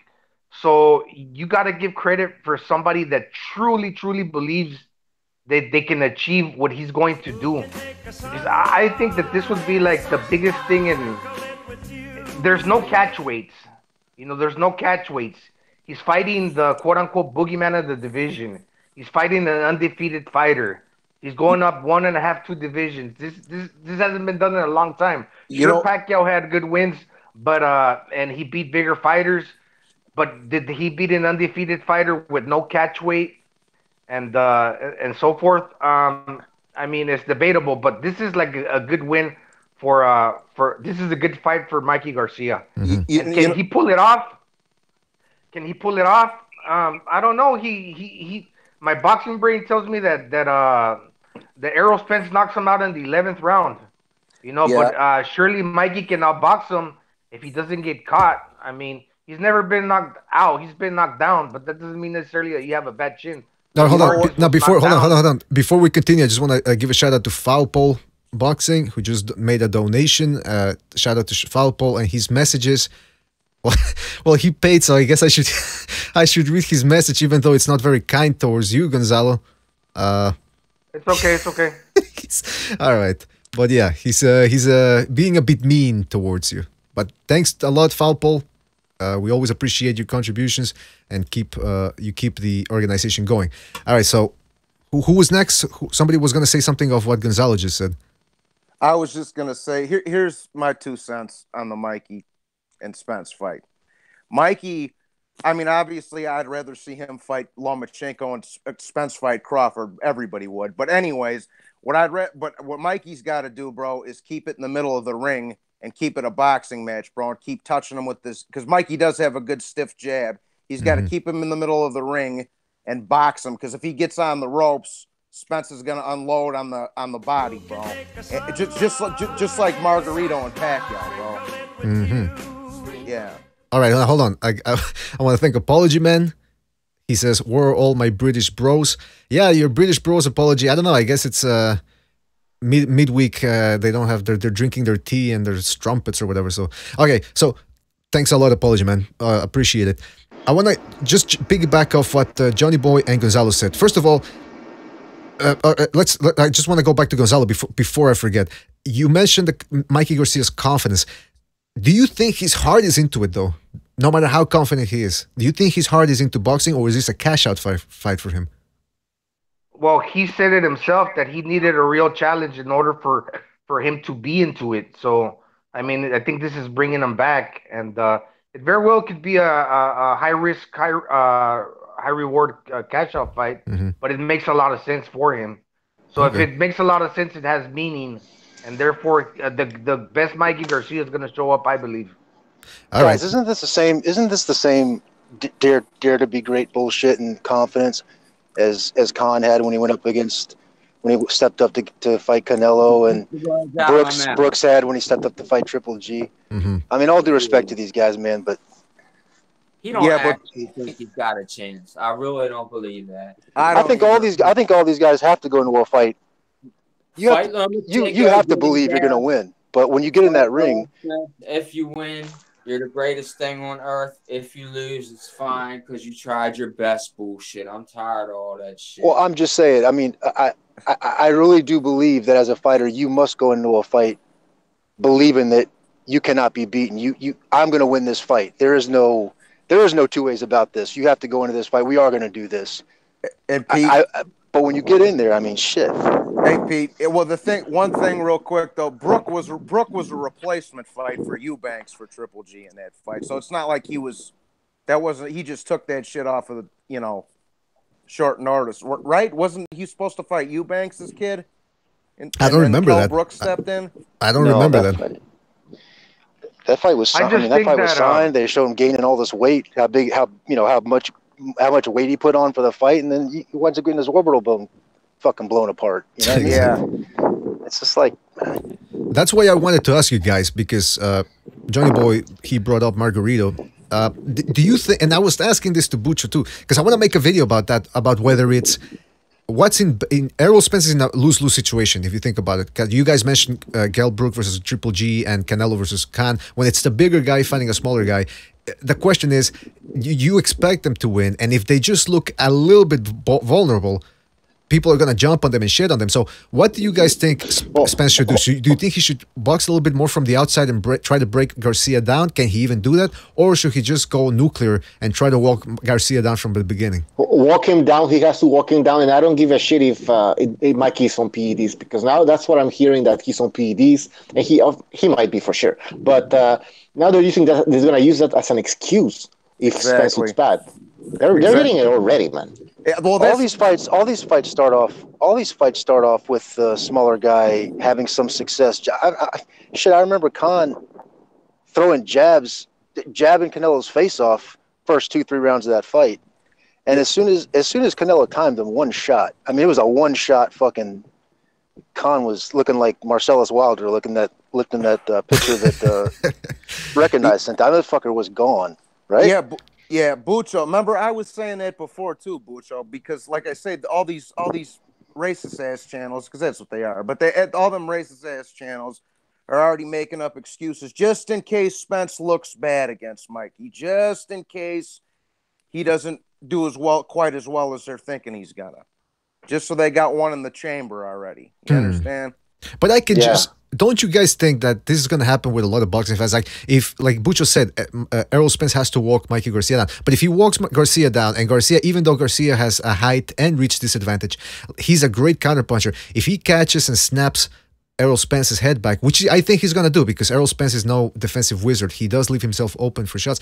Don't you think people are going to jump on Spence and start saying that he gets murdered by all the top welterweights, about this and that? They're just going to shit on him for. He's in a lose-lose situation. Yeah. Well, that's why. But I don't think that's necessarily the case. Well, hey, let me say one more thing, and then I'm going to go on mute because I got to get back here. I got guys in the shop in here. But listen, I don't mean to be negative tonight. I'm in a shitty mood, but come on, guys. Listen, wasn't Brook teeing off on Golovkin, uppercuts, combinations, up and giving him a hook and then an uppercut? Oh, Golovkin's head's getting snapped back. This, that. He was having success against Golovkin boxing wise. Until Golovkin got to about the fourth, fifth round, and just started walking through his shots. Yeah, winging those hooks on him, and it took about a half of a round before Brook just realized it was a this is ridiculous, man. That's why I was saying Mikey's got to stay in the middle of the ring and keep sticking him with the jab, using that good stiff jab that he's got, and stay off the ropes so Spence can't go to the body and shit. You know what I mean? Right. So, right. Yeah. I mean, is Spence going to come out? Is Spence going to come out at round one, the first round, and walk him down like the Terminator? No, of course not. No, I agree with you. Didn't do it. None of it. They never.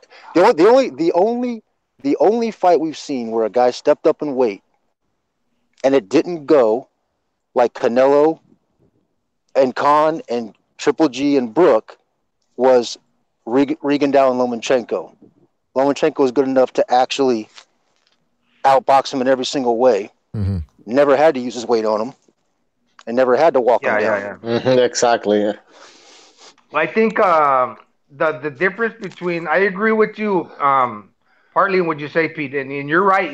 It can be expected that the bigger man's going to win. But the only thing about that I think makes a difference here, I'm not saying that it's enough, but it's a good advantage that Mikey is doing the snack and he's going up in weight gradually and doing it the right weight. Kell Brook had to lose weight again from 160 or whatever it was down to 147 because he's actually a 154 pounder. So he hydrated to 160, then he had to come in dehydrated to 147 because his actual weight is 154. So that fluctuation, along with his face being broken, you know, coming off a defeat. Whereas compared to Mikey Garcia, he's a multiple champion, undefeated fighter, going there with with that that to say about him, with those accolades, that can really be an advantage in some ways. Listen, That's right. Not saying he's gonna they're all win. world class fighters, right? They're all world class fighters. So I'm not saying he's gonna look like an amateur in there or anything. They just you know Kel shit when Kell Brook and how do you say it? When Kell Brook and Spence they fought, no? Kell Brook and Spence fought, yeah. Right, exactly. Yeah, they met up. So shit, Kell Brook. I agree with you, but let's be real. Mikey Garcia, when he fought, let's say Broner, right? This guy was not a shredded. He was not completely, completely filling out that weight. He had a little bit of extra. He had a little bit of flab on him in the first place. Well, and Y'all go ahead, Pete. I'm sorry. No, go ahead, Johnny. Go ahead, man. I'm gonna back up for a minute. I'm gonna go on mute. I'm gonna hop back on later, guys. All right, Okay. buddy. No, I was just okay. Yeah, go ahead. I was Captain. just gonna say, mind you, Spence's head movement is not that great either, bro. And Brook was popping him a lot in that fight. I thought Brook was up in that fight until he got knocked down the first time, bro. And that was Kell Brook with a fucking blown out eye. So Spence. It's I think Mikey's gonna make it competitive. I just think he bit off a little too much that he can chew, in my opinion.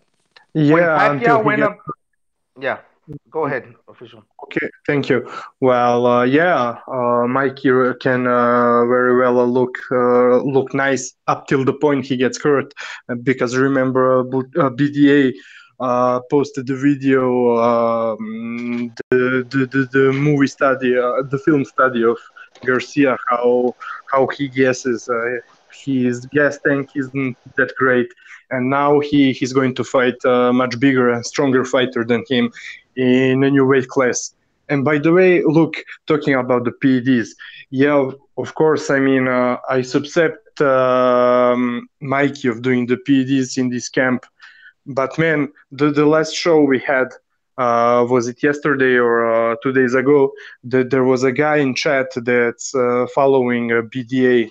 And his name is Boxing Scout or something like this, like that. He was making a review of Spence's photos. Remember the marks Jones, the MMA fighter, and Canelo had on their abs, the marks. The mosquito bites. Yeah, mosquito bites, AGH injections or whatever.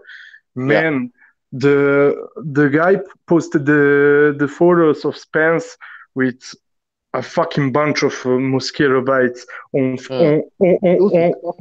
every muscle. He had the mosquito bites. So it was really disgusting. Like, it made me throw up, like how juicy it was. It's weird. It's a mosquito bite. Put some Windex on it. But what I was gonna say, look, when Pacquiao went up in weight to fight the bigger men that he fought, he won those fights. The ones he had more trouble with, and the ones he lost where he competed against fighters around his own weight, like Morales and Marcus. And in this case, I know that Mikey is not an exceptionally fast guy, but you can also say that Spence is not really fast himself.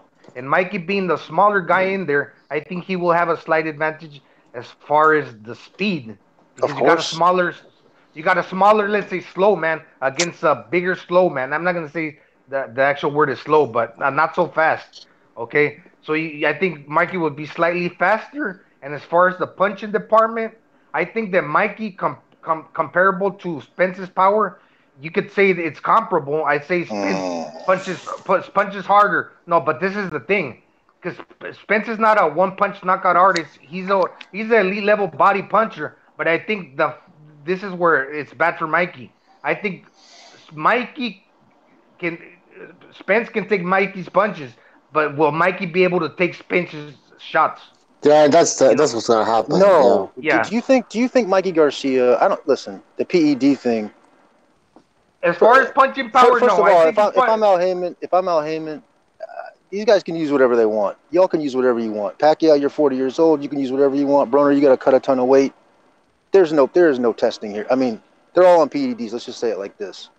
No, but it's a good thing that he's doing the snap program and he's coming out honestly beforehand saying, this is what I'm taking. Whether you question it or not, I'm putting it out on the table so everybody can see that. I'm not arguing with him. No, I'm just saying. I'm not there for any. I'm not in the back rooms any of this thing, but I'm just assuming that everybody's on a level playing field in terms of PEDs. But PEDs are not speed-wise. Absolutely, Khan had all the speed over Canelo early on in that fight. Brooke had all the speed over Golovkin.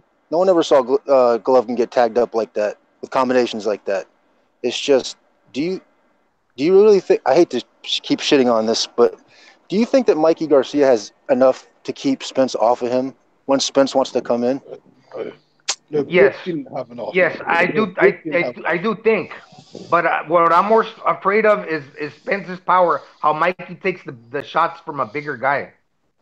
Yeah. Okay, but you That's do what I'm believe. saying. He's going to overwhelm him. I mean, No, but sooner or later, it has to. Hold on. Apology. Hold on. Apology wants to say something. What did you say? Britt, I was just going to say real quick, Britt couldn't keep Spence off, so what do you think Mikey's going to do? Like, Spence is just going to walk through him. I can't hear you, Apology. I'm sorry. Yeah, you need to increase the Get that volume. mask on. God. And While we're all on the line here, I apologize because last night, Apology called me for that contract, and I was in the middle of something. And I called him Cameron. I thought I was talking to Cameron, and he got on the chat later, and he let me know. What an insult! I know. I'm sorry. My bad. Apology. My feelings are hurt. I think you should kick him off, Bucho. Okay, but I should have shown you more respect until you got on with that mask. Then I didn't feel so bad about it.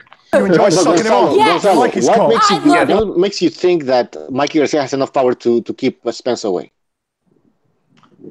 Because he's a hard puncher and he throws a really good straight right. He sits down on his feet.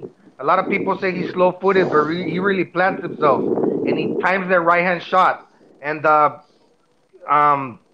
Errol Spence, he's pretty open there to get hit, you know. So I think that Spence is not going to ice him because he didn't ice Kell Brook. He broke him down during 11 rounds when his face was already priorly broken. And he's knocked out these guys, but he's not a one-punch knockout artist. All right, hold on. So Pete, please mute your mic, Pete, if you're not going to be talking, please, because we hear we can hear there's wind. My bad, boys. All right, sorry, Gonzalo. What were you saying? No, I'm just saying that it's going to be a competitive fight. My prediction actually is I believe Spence will knock him out in the 11th round. That he will break him down eventually. But I'm not saying that he's not going to do it. It's not going to go out where Mikey's going to get iced in 3, 4, 5 rounds.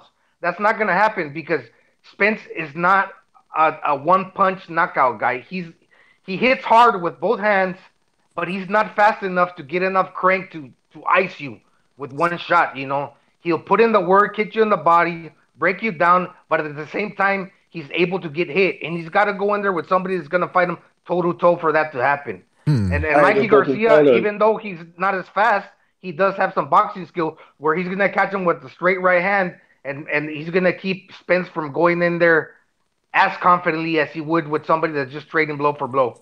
I agree with that. Go ahead. Oh, go ahead, brother. Go ahead, brother. Real quick, but Gonzalo, Brooke was doing that, and Brooke hits way harder and is way bigger than Mikey, and yet Spence just walked him down. Way harder? Who knows, man?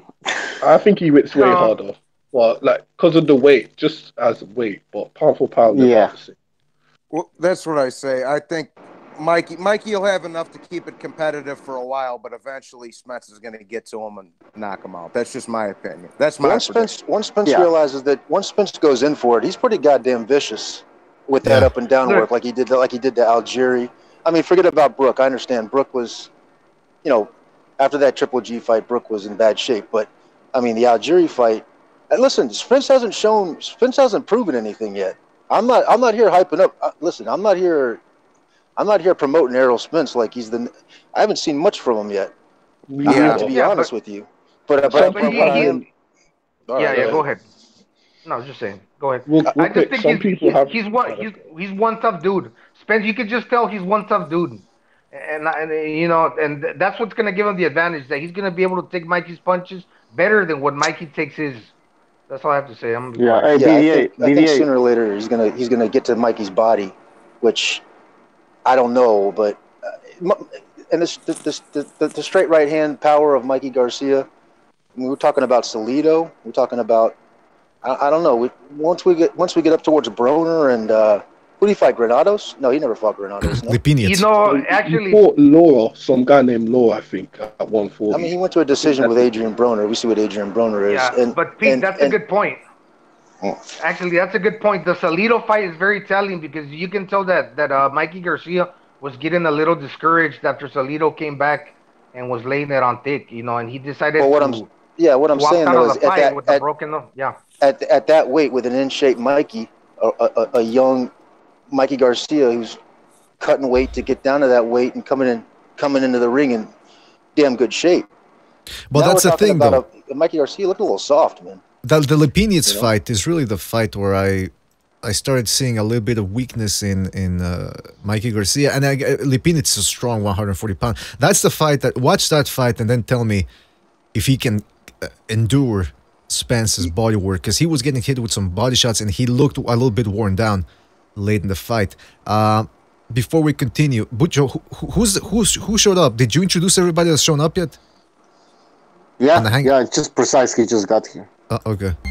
Depending upon how you interpret the data. What's up with all the transvestites in Hollywood, though? Because if you're a postmodernist and you don't have any standards, you're always going to keep moving the goalpost, and you're never going to stick to your own standards because you don't have any standards.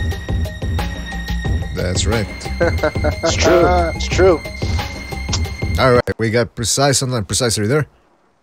Yes, sir. What's up, everybody? How you doing, bro? What's up? Yo.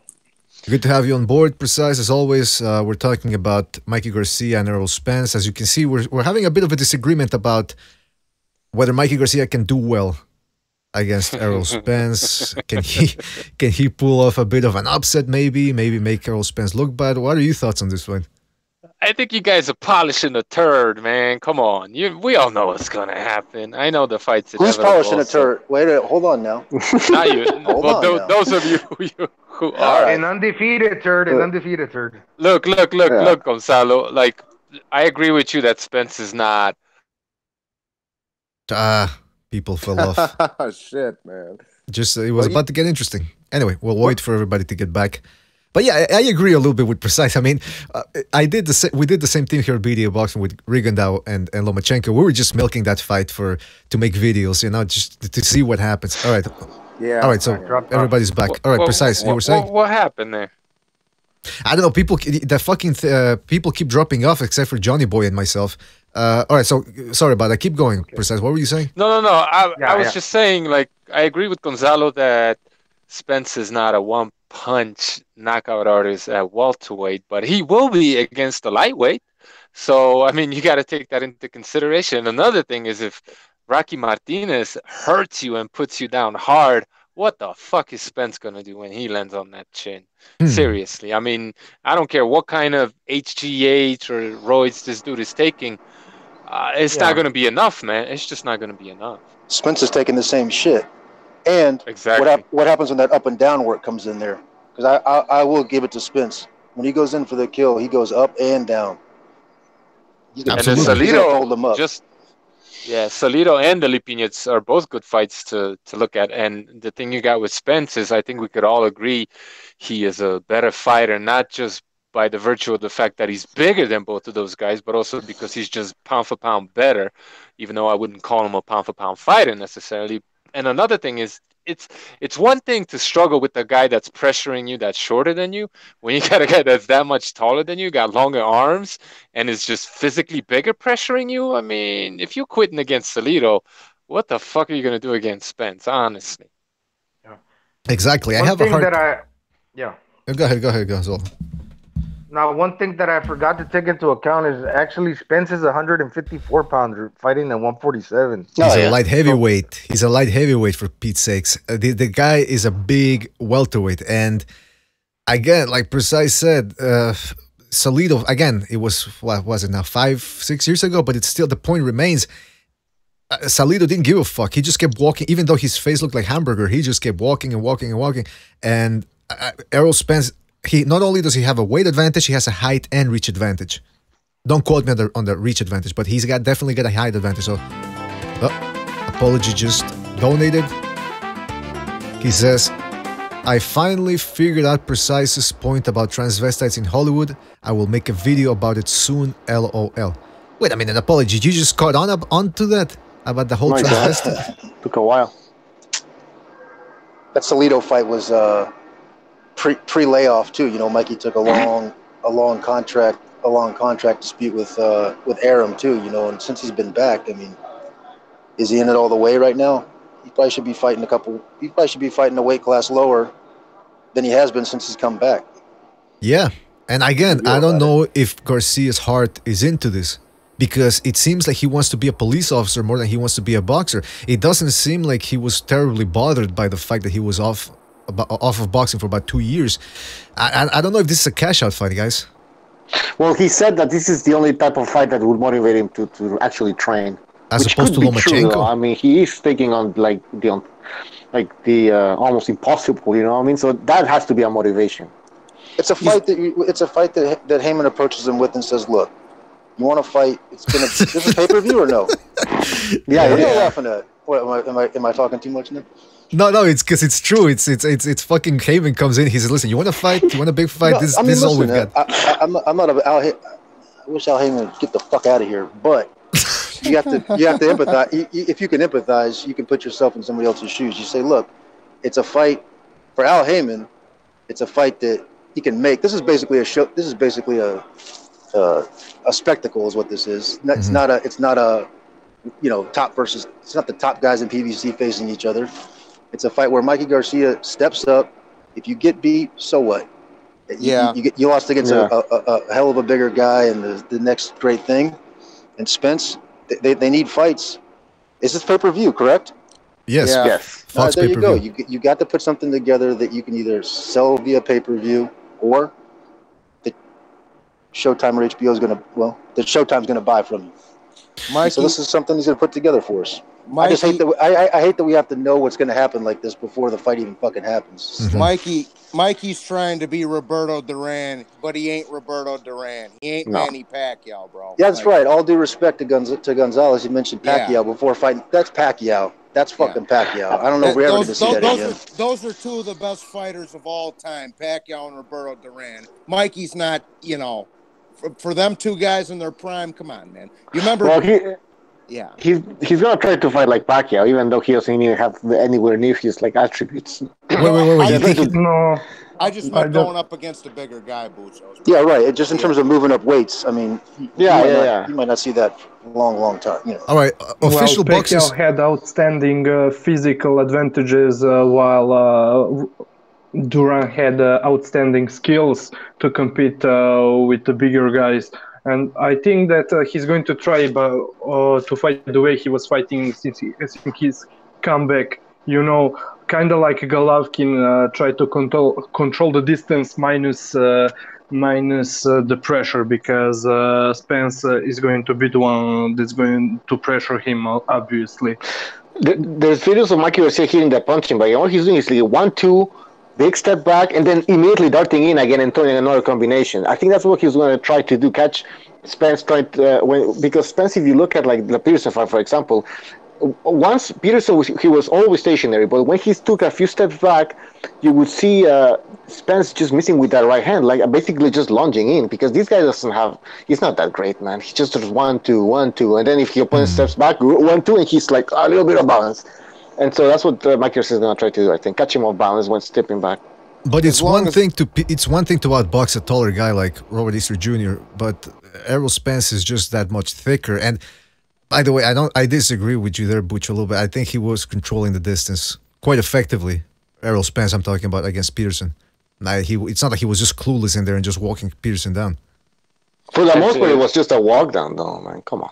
I mean, not a walk down. The guy was just standing there, man. What the hell did Peterson? What was his gameplay? He was completely flat-footed, shelling up, man. Basically. He was just walking in like a dummy. He was there for a payday. That's his plan. Yeah, Peterson didn't do jack fucking shit. He didn't even throw a jab, man. Come on. And he was a shot fighter, but that's correct. Still, man, I mean, Mikey's just so small, guys. Like, it's anyway. I just checked, and I know Boxrec doesn't always get this shit right, but he got according to Boxrec, he got a 4-inch reach advantage and 3.5-inch height advantage. I mean, that is significant. Exactly. I mean? Well, isn't Lamont Peterson gonna fight what's the Russian guy's name? That Lipinets, right? Yeah. Well, you know what else also might help Mikey's the fact that Ellie Sekbak's got his tongue in his ass. I'm just trying to gauge. I'm just trying to gauge the sizes because I was thinking in my head. Sorry for cutting you off, Precise. I was just thinking in my head if Mikey were ever to fight Lamont Peterson, not now, but just in my mind, how would that fight pan out? But then you started saying that he was a shot fighter and everything. Okay, but I'm just. But there's no denying that. Yeah, the Spence is like way bigger. It's a weird fight. It's definitely weird. weird. He should move up, man. Like, he should move up. Like, I don't want to see him at welterweight anymore. I agree, man. But I do want to see Spence against Thurman and definitely against Terrence Crawford. Are we going to see those fights, though? Are we really going to see those fights? Yeah, that's the Thurman and Porter fight we might, but the Crawford fight, I don't think it's happening anytime soon. And it's a shame. I agree. Yeah. It's a shame because it's the best fight at welterweight right now, Spence versus Crawford.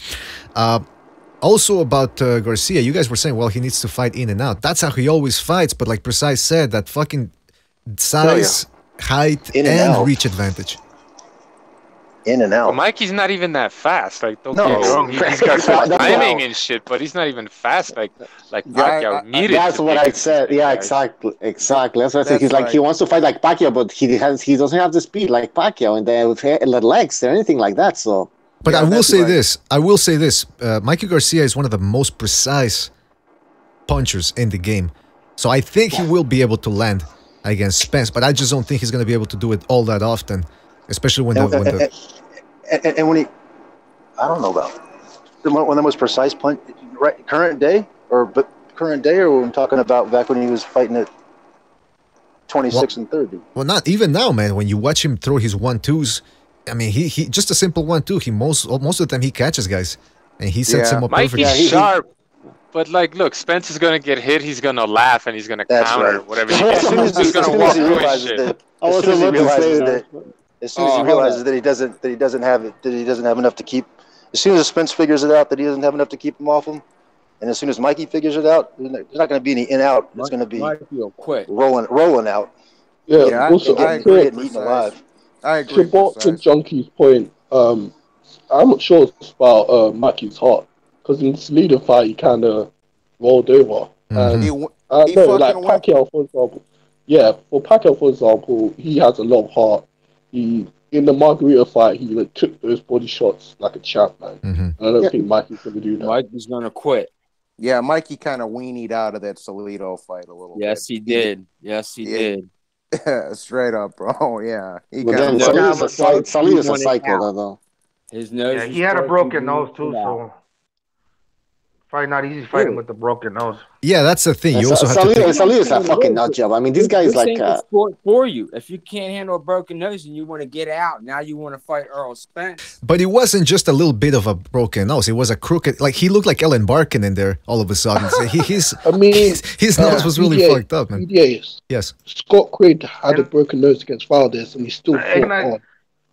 That's true. Yeah, and Valdez got his teeth broken and his jaw broken and kept fighting for 7 rounds too, bro. So I don't, Yeah, but to be fair, if you know you're leading on the scorecards through 7 rounds and you got a broken nose and the guy's gonna come on heavier like he did with Lomachenko, headbutting, rough tactics, it's like, okay, we're up. Do we want to continue and having to go through this fight with this very dirty fighter, or should we just go to the scorecards and know that I have the victory?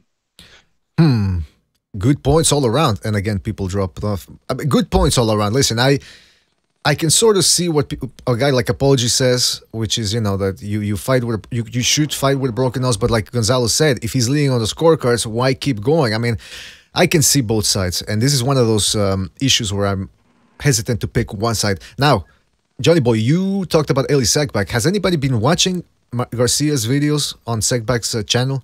And if so, no, I don't subscribe. Yeah, Oh. I Watch can't, him sometimes. I can't stand listening to him talk. It makes me want to puke in my soup. But wait a minute, are you telling me you don't enjoy hearing? Are you telling me you don't enjoy? You don't enjoy hearing Sekbak asking fighters who would win between Tyson and Ali for the 15th time? Yeah, you know what I enjoyed? Tyson Fury tossing his little ass out of the gym. That's what I enjoyed. Oh. When will that little? Go ahead. Just one thing. When would that little prick's balls finally drop? I mean, he's like fucking 40 years old and he sounds like a 13-year-old girl. I mean, come on. Man. He repeats some casual. He repeats some casual shit, man. When he's talking to those guys, he says some fucking. Yeah, some he shit. does. Some shit. My little nephew would say if you watch after watching. He bro, and then he's like, and then like for the Pacquiao Broner fight, he goes, I don't know. Robert told me my Broner hits very hard, so maybe he will make it. Like, shut the fuck up, Ali. You could tell that Robert doesn't have the time to fucking straighten him out. You know, he doesn't have the time to sit down and straighten his ass out every time he says stupid shit. You know, what do you think, Robert? You offered him $50 million cash in a bag. Wilder offered Fury. Wilder offered AJ. You can take it. We were talking about this. Damn. We were talking about this the one time. I'd like to see old man Garcia just go over there and fucking backhand him right in the fucking yeah. He's lucky. He's lucky that he doesn't understand what he's saying half the time. The little bit that they do translate for what do they call him, Big G. He just looks like he wants to fucking. I heard a rumor. You can tell from his facial expressions, like, dude, this guy's a wiener. I just want to go over there and smash him. Get him out of my fucking face, man. Yeah. Lately, it's been this female reporter that's been hanging around him a lot, doing interviews in the car, in the gym. Is it the Russian chick or? Yeah, it's an American girl, but I can't remember her name. By the way, I heard a rumor that I heard a rumor that supposedly Robert Garcia Sr. Is that his name? He's Robert Garcia Sr., right? Or, yeah. I don't know. Yeah. Anyway, I heard the rumor is that he murdered somebody in Mexico because he used to be a gangster over there, and then they had to move to the United States. Yeah. That's the rumor I heard. I don't know if it's true or not. As for somebody needs to listen. I'm not gonna condone the badmouth, the criticism that he's getting here, Eli Sekbak. You guys are being way too harsh, but I do agree. Somebody needs to set him straight. I mean, come on. He was banging cocktail waitresses 2 at a time. This guy, man, somebody needs to go. He asks little kids, who do you think is going to win between Margarito and like Pac or something? Like, you're asking a 4-year-old kid? What's the matter? They can barely fucking talking shit, man. Yeah, they don't even speak English. All right, by the way, we got, I just saw we got Cameron on the line. Hold on a second. We got Cameron on the line. Fuck, mate, it's life, man. You only live once. Make the most of life. Enjoy it. Because everybody's got their weird fetishes, man. And mine just happens to be eating fucking ass. All right, we got another Brit in the house. We don't have that many Brits tonight. It was half 13, by the way. I forgot. Oh, you forgot to say 13? What's the matter with you? 13, are you there? I assume. All right, and Cameron, are you there? Sorry about that. Don't worry about it. Don't worry about it. Yep. But by the way, 13 has been driving this whole time, I think. Now I remember, I did see his icon and he's been... So he's not going to be able to talk. But Butcher, you need to help me out here every once in a while. Why don't you contribute every once in a while to the moderating and stuff like that, you know? You think you can pull that off, or...? Oh, I think I can. All right. And we got Cameron. We got Cameron as well. Cameron, are you there? Jeez, all right. Well, let's assume he is there. He's probably getting a tattoo in his left ass cheek or something. I don't know. That's what people say. Where was I going with this? What were we talking about? Okay, forget about fucking Eli Sekbak. Let's go back to the fucking Garcia. Was that? How did we get into fucking Eli Sekbak? Oh, we were talking about Mikey Garcia, and if anybody has seen some of his training videos. Mm-hmm. Well, listen, fucking Mikey Garcia versus Errol Spence. Okay, what if Mikey Garcia takes a punishment and doesn't go down? What if? What if he shows up without a cock? It out there, man. What if he shows up with a vagina in his forehead? What's going to happen there? What if he was sober? In other words, if it went to a decision, who would win straight up a boxing match? Yeah, exactly. I don't know. I think honestly, I'm not too root here. I'm not here trying to root exclusively for the Mexican guy, but I think he's just a better boxer. If we discount the power, but yeah, go ahead, Precise. No, it's just this is the dynamic that I see. Like Spence is not a dummy. He doesn't just walk in. Even on his way in, he maintains good distance like he did with Brook. And the way Mikey catches you is if you overstep your boundary or you're just shorter, you have shorter arms, and he's able to take advantage of his longer arms. Spence, if he chooses to, he's going to be constantly out of reach for Mikey. Mikey, even though Spence is coming forward, Mikey has to close the distance if Spence plays his cards right, like we've seen him do before. So what that means is that when Mikey, when he stops going sideways or backwards and needs to step in to hit Spence with something significant, Spence can just throw with him. And Spence can take his shot and then counter. You know what I mean? Like, Mikey has to be perfect, and he has to make his power tell. It's just too big of an ask, man. And even when you compare the skills, I'll give Mikey the credit that he's a little bit better, but he's not that much better. That's a good way of putting it. That's a good way of putting it, Precise, bro. That's a good way of putting it. Yeah, I said earlier. I'm not here to promote. I haven't seen. Spence hasn't shown. He's not proven much of anything yet, but who controls the distance better than Golovkin? No?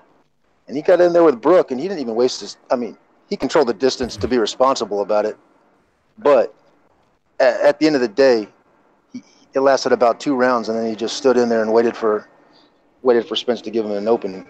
Just demolished him. And even if Mikey Alvarez goes to decision, this is going to rob him. Like, why would you give the fight to Mikey? As well? Yeah, it would be. And Spence is a young guy coming in. But I also can see Spence legitimately win on scorecards if Mikey survives, because look at this. In the beginning, he's going to score to win most of the rounds in the beginning, and then I see knocking him out or not. I see Spence putting the pressure on him and starting to breaking him down from the middle rounds on. So Spence may very well outbox him, not by his skills, but by pressure and by outworking him simply. Well, listen, I'll ask Precise, because he wasn't here also when I asked this question. It seems to me like Spence is in a bit of a lose-lose situation here. He can't afford to look bad. He needs to look as perfect as he can in this fight. So how does he go about that in this fight? Do you think it's going to be better from a fan's perspective if he just goes nuclear and tries to walk Garcia down, or can he outbox, like you said, Garcia from the outside? What do you think is better? Spence, this is what he's gonna do. Spence is not a dumb fighter, man. He might not be the most skillful guy out there, but he's not dumb. He knows what he's doing. He's gonna take his time. He's gonna see what Mikey's coming with, and then once he feels that power a little bit, he solves him a little bit, figures him out, then he'll step on it and go to work. He could very easily just take his time in the first 6 rounds and maybe go 3-3 with Mikey. There's no way Mikey's gonna be schooling Spence, I don't think. And then, you know, when he's felt that power and he's put a little bit of damage on Mikey, then he can step it up and really get him the hell out of there. I just don't think he's gonna just go all crazy, because he could walk into something and then Mikey could, you know, he could hurt him. I'm not saying he'd be knocking him out or anything, but if he's cold and he gets cracked with something in the first or second round walking into it, that could be, you know, a bad idea for Spence. Why should he hurry anyway? He's got Al Heyman on this. That's my question. That's my question. Where do you think he's not going to lose his mind and just run straight in? But that's my question. Where is Spence going to get hit more, on the outside or on the coming inside? I say on the outside, in the middle of the ring. Wait till that first body shot. Wait till he lands that first body shot. Yeah. It's gonna what is it? A 78 inch reach advantage for? I mean, 78. 72-68. Yeah. 4 inches. Yeah. To 68. It's 10. Well, and he's taller too, which like means you could lean into your punches also, which even extends your reach advantage. You know what I mean? Well, and Spence is real stocky. He's not a little toothpick with legs like Easter Jr. was, bro. He's got some big. He's a big stocky guy with big fucking shoulders. And, you know, exactly. Big juicy tits too. Nips. Yep. Yeah, big juicy nipples, milky tits. He's got it all. No, you know what? And Spence, he's not because he gives credit to Mikey. He admits that Mikey's a good fighter. He's not like one of them Charlos. Oh no, you know what? I want to knock him out. Like he talks about Golovkin. He gives credit to where credit is due. So you know that he realizes what's in front of him. He's not just thinking, oh, I'm the bigger guy. I'm just gonna go out there and knock him out. So gotta give credit to him for being like that. Well, he's given credit to Mikey because he's fighting him. He's always trying to shit on Crawford and Lomachenko and Pacquiao and everybody else, bro. Yeah, he's given. I don't think Spence by nature is a tremendous shit talker. He doesn't seem like a very boisterous. In other words, he seems like he's always high as fuck. He was sipping scissor with them boys down south there, man. That's what he was. Yeah, exactly. Did anybody see? Not that the fight.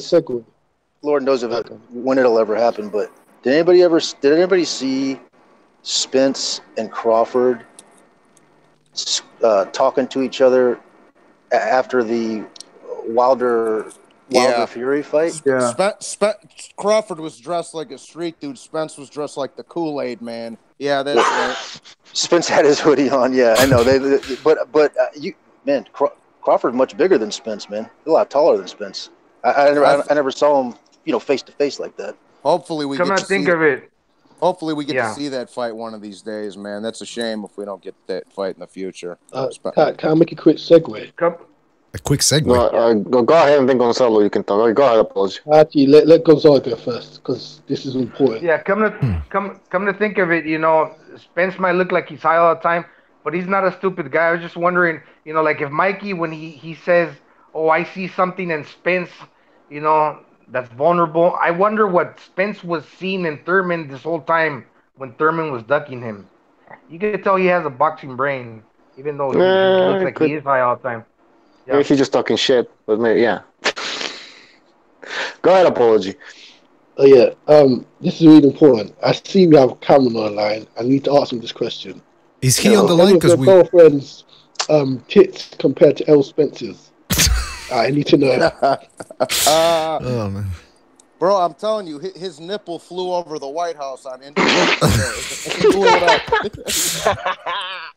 Oh boy, there you go. He mentioned the White House, and everybody dropped off. By the way, I want to read a comment from the chat room. Pop Tart Gun says, "With Mikey Garcia, before he gets stopped, he's gonna be in the corner, and he's gonna say, 'Don't leave me like this, Holmes. Don't leave me.'" That's a little bit of a Heat reference there for when Danny Trejo asks Robert De Niro to shoot him in the face after he got beat up by, what was his name? Wayne Grove. BDA. What was his wife's name? Where's she at? She's dead. Oh. BDA, he was making a move. I had to get it on. I had to get it on. What did you tell them? I don't remember. Such a fucking great movie. But that's a you know what, guys? This better be about Heat, Gonzalo. This better be about Heat, man. Go ahead. Yeah. Keep it relevant. Keep it relevant. No, do I want to see the fight? Absolutely, because I'm really curious to see what this motherfucker's thinking. Mikey Garcia, that he can take him out. Is it pay-per-view? Is it good for pay-per-view? I mean, a lot of people are gonna buy it. There's a lot of intrigue behind this. This is the thing that gets me with this fight. Bro, yeah, but I'm buying the motherfucking fight. I'm gonna fucking buy it. I mean, I'm gonna buy the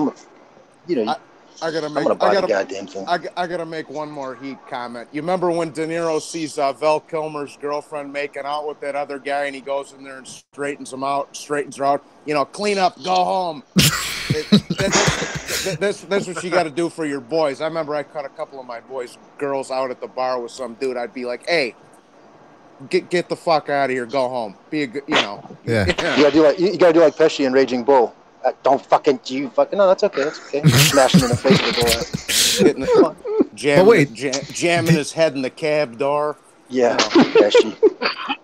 I love when De Niro catches the girl there with Hank Azaria, the guy that does the voice of Apu in The Simpsons, and he catches her and he goes, "If he fucks up again, I will personally finance you myself." Like, how's he gonna finance this girl to? Where's he gonna send her away from this fucking bank robber who can find anybody at any time? I mean, that's a fucking great movie, though. By the way, was that? I got more incentive to whack Van Zandt than either of you. He's a fucking luxury. I mean, you really want to go? I mean, you really want to go to war with Van Zandt on the streets right now with the type of heat we've got? Come on. Well, hold on. We got Abztract on the line. I'm trying to find his fucking intro. All right, here we go. Sorry to interrupt. He ain't growing on me at all. I can't fucking stand him. World is just desperate for publicity. The Charlos are on PDs.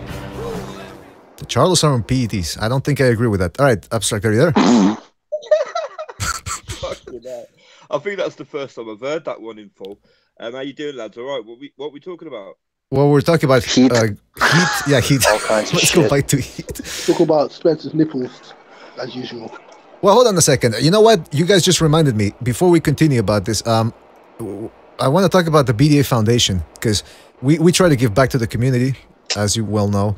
And right now, I don't know if you guys remember, we talked about the migrant, the 16-year-old migrant that was adopted by a French family. Well, so we decided to adopt a 15-year-old African migrant, you know, just to sort of beat these. So we got a 15-year-old migrant, Mobutu. He's a student. There you have a picture there of Mobutu. He's a great student. Does he look like Eddie Murphy's father in Coming to America? Well, you can see the picture the lion there. across his shoulder. You can see the picture there, Mobutu, and he's very curious. He's always wants to know like about my 16-year-old daughter. You know, like does she lock her door at night? Does she know self-defense? How fast does the police answer when somebody calls them? I mean, he's very curious. So I think he's gonna go a long way in life. Oh, and by the way, we got him here, Mobutu. You want to say something? Look at me. Look at me. I'm looking right at you. Look at me. I'm the captain now. All right, listen. All right, so well, he says he's the captain now, and he wants to fuck my wife. So Mobutu, we'll talk to you later, all right? Look at me. All right, fuck it. Listen. See you, Mobutu. Peace out, man. See you, Mobutu. What else was I gonna say? Oh yes, apology. You were talking about transvestites or something? No, I'm gonna make a video on it. Don't worry. All right. Like, I finally had an epiphany. Because you're kind of late to the party. The abstract talk. Oh yeah, Abstract. Sorry, man. Abstract. We were talking about Heat and Mikey Garcia. With Spence and Garcia. Yeah, Spence and Garcia. Yeah, I don't know. I don't like it. Like I mean, like I'll watch it, like, but that's just because I'm a fucking degenerate that will watch any fucking boxing. Like, but it's not a good fight. It's Canelo Khan or Triple G Brook again, isn't it? I mean, Spence is just too big. Mm-hmm. It's just too big. Like, this is. I mean, Mikey's a guy that's like, you know, like it's not so long ago he was knocking out the teaching in it. What was it? Was that a 135? What? Ah, shit! Everybody dropped off. Ah, well, not everybody. And by the way, is Cameron? I just realized, is Cameron muted? Does this red icon mean that he's muted, Pucho? He's got his mic. Yeah, his mic's muted. Yeah, BDA. But even that, Cameron, are you there? Calling Cameron. Abstract. Yeah. Sorry, the boys there were some wild conversations. Well, hold on a second, Cameron. Did you mute yourself or were you muted on the Hangout? Abstract. Way less than you. Yeah, Johnny, sorry, can you mic? I dropped off. Like I was just saying, he beats the teaching. It was either at 135 or 140. I might have been wrong. It might have been at 140, but I think it was a 135. I've been with 10 people. Yeah, it's just the difference between those fights is the Khan and the Brook. They were already defeated fighters. They were beat a couple times, and I know it's. Yeah. So.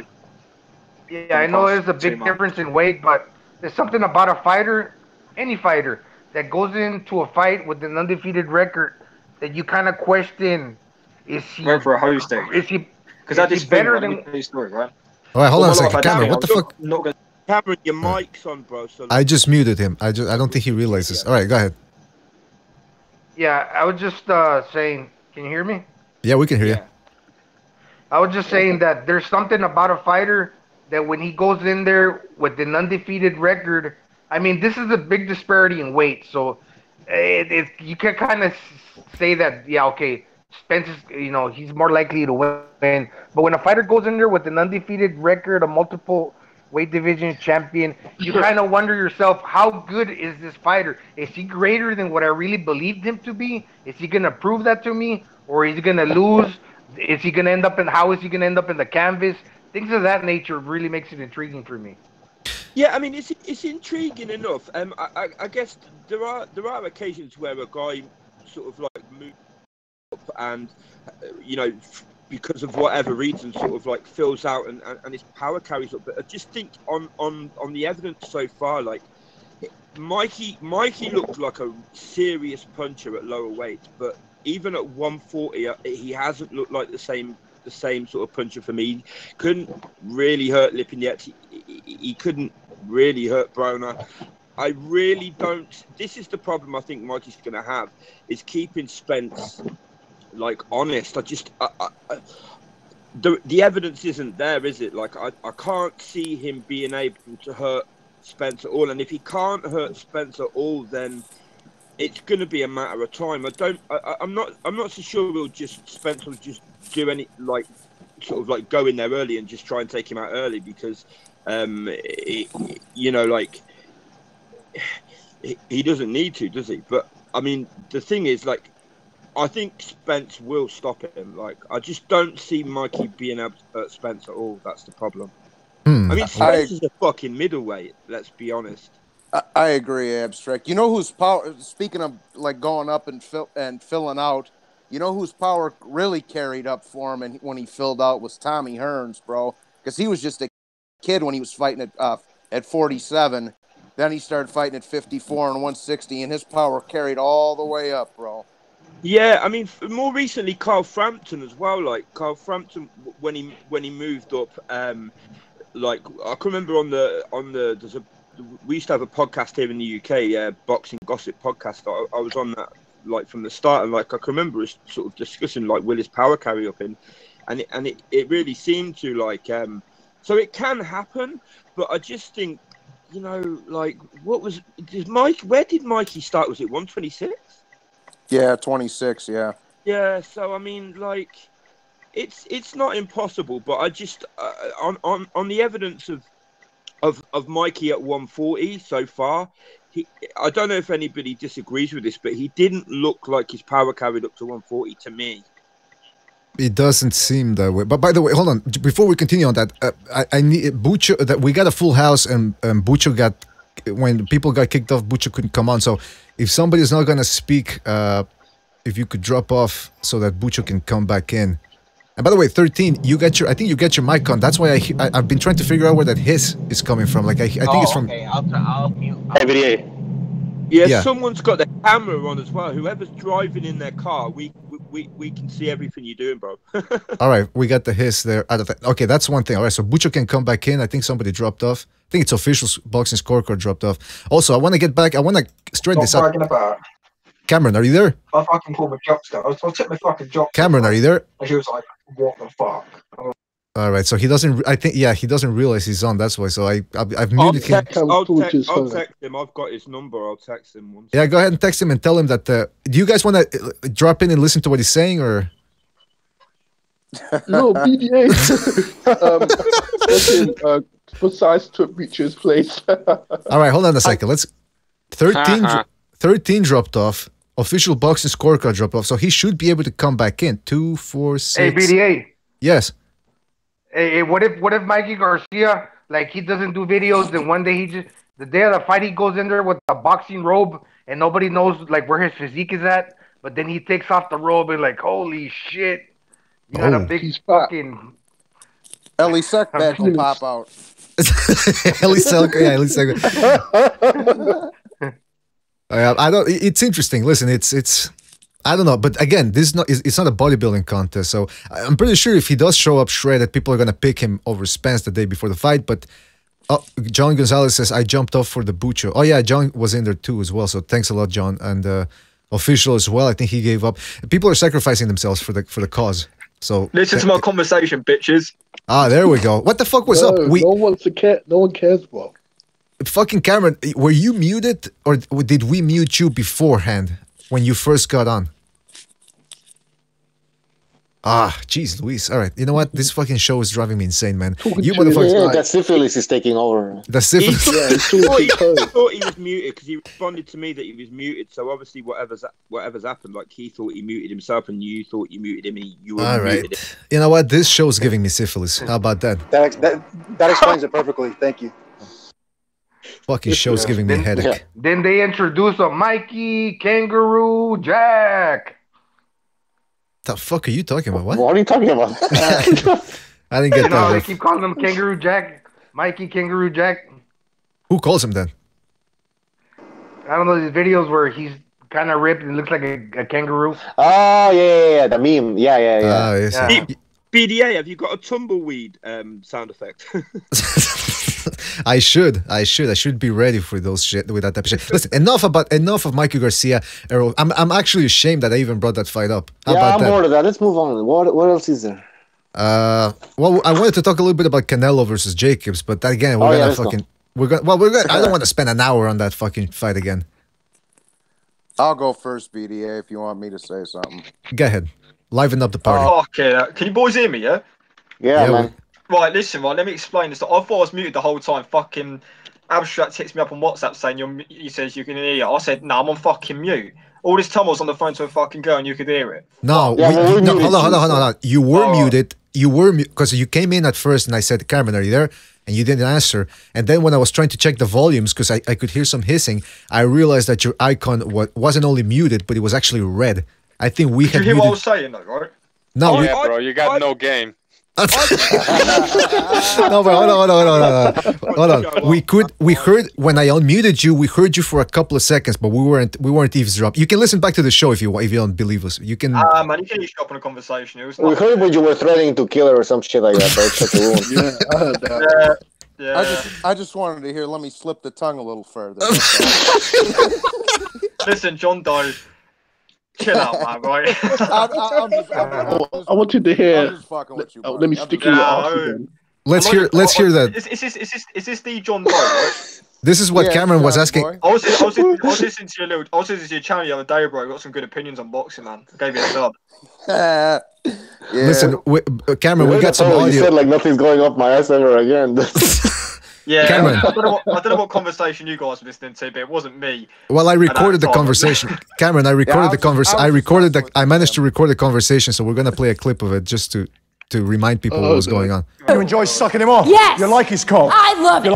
Now, why would you ask a girl those questions? Are you a cock? Like, does it excite you when you ask a girl who fucked her hardest and shit like that? Oh, do you know what, man? This is just a shambolic situation. Like him coming in your face? Yes. What does it taste like? That's the spirit. Thank you. Thank you for your honesty. You fucked up slag. Jesus Christ. Can we get back to boxing? I think John Doe. All right, John Doe, go ahead. Jacobs Canelo. Oh, okay. All right. Well, first of all, I think it's a very, very good fight. I think it's going to be a real good fight because Jacobs is tall and lanky and rangy. I mean, obviously, if it goes to the cards, we know who's going to get it. But I think it's an excellent fight, though, man. That's all I was going to say. But if it goes to points, we know who's getting the fucking decision. That's all I was gonna say. How dare you? How dare you say that? Yeah. Does anyone think Jacobs could knock Canelo out? I do. Yeah. No. Absolutely no chance. No. That's the thing. I'm just gonna say real quick about my what I think about the fight. I think that it's a good fight, and Jacobs could fight well and outbox Canelo, but I don't think he can knock him out. And Canelo could probably knock down or knock. Boy. I got Canelo on points in that one. I got Canelo against anybody at 160 or 168. No kidding. 2 divisions. Look at that. All right, hold on a second. Everybody's coming back here. We're gonna let Gonzalo. Where is he? Is he still? There we go. All right, Gonzalo. Sorry about that. What were you saying? Yeah, it's when Jacobs fought Golovkin, I saw Golovkin hitting Jacobs mostly with jabs. So we can agree that Canelo is gonna hit Jacobs, but his main is not all gonna be jabs. He's gonna catch him with right hands. And a right hand from Canelo, is it equivalent to a Golovkin jab? No, I think he has a better chance of knocking him down with the right crosser or an overhand right. Canelo does, because I believe Golovkin beat Jacobs, but mostly he beat him with the jab. Mm-hmm. So I think he's shorter, and they're gonna go in trading, and I think Canelo's gonna catch him with some good right hands. The thing is, though, I think Jacobs has got a lot of power, and he's big. Like, I mean, he comes in. At I can't remember what it was in the Triple G fight, but it was heavy. That's the first time you've ever seen Danny Jacobs come into the ring like that. I mean, he's fucking huge, 190 pounds in the ring that night. Yeah, I know it was the plan, but I'm saying if he comes into this fight like he did in that kind of shape, carrying that kind of weight, he fought a pretty smart fight against Golovkin. I know, that's what I know. I mean, I read that earlier in the chat, but someone said there was a 170 pound rehydration. But it's in the morning. But it's in the morning though, so yeah, you still got a chance to add a little extra. Yeah, I mean, I wonder whether there's a rehydration clause for the Canelo fight as well. That's a clause in this contract for this fight. That's not an IBF. That's not the IBF rehydration. That's part of Canelo. It's part of Canelo's deal. That's right. Yeah. Canelo's people, they're not stupid. I mean, of course they're going to learn from the Golovkin fight. And another thing, I don't know if you guys remember, but the weigh-in was moved super early to like 9 a.m. Mm-hmm. Yeah. So Jacobs had like almost 48 hours to fucking rehydrate. That's not going to happen. Which I think was a little gamesmanship on the part of Jacobs in that fight. There was a snowstorm, I think. Yeah, no, that's not going to happen in the Canelo fight.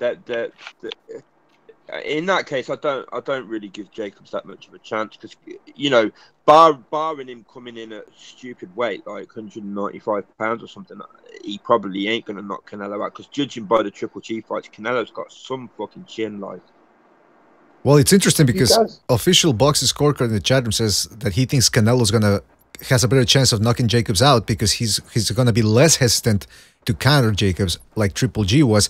That's the interesting point. Is I think punch for punch Triple G hits harder than Canelo, but in this fight, Canelo against Jacobs, he has faster hands than Triple G. So, is that gonna play a factor in a possible stoppage? I think both guys. I think it's a bit smooth for Canelo to do that. Absolutely.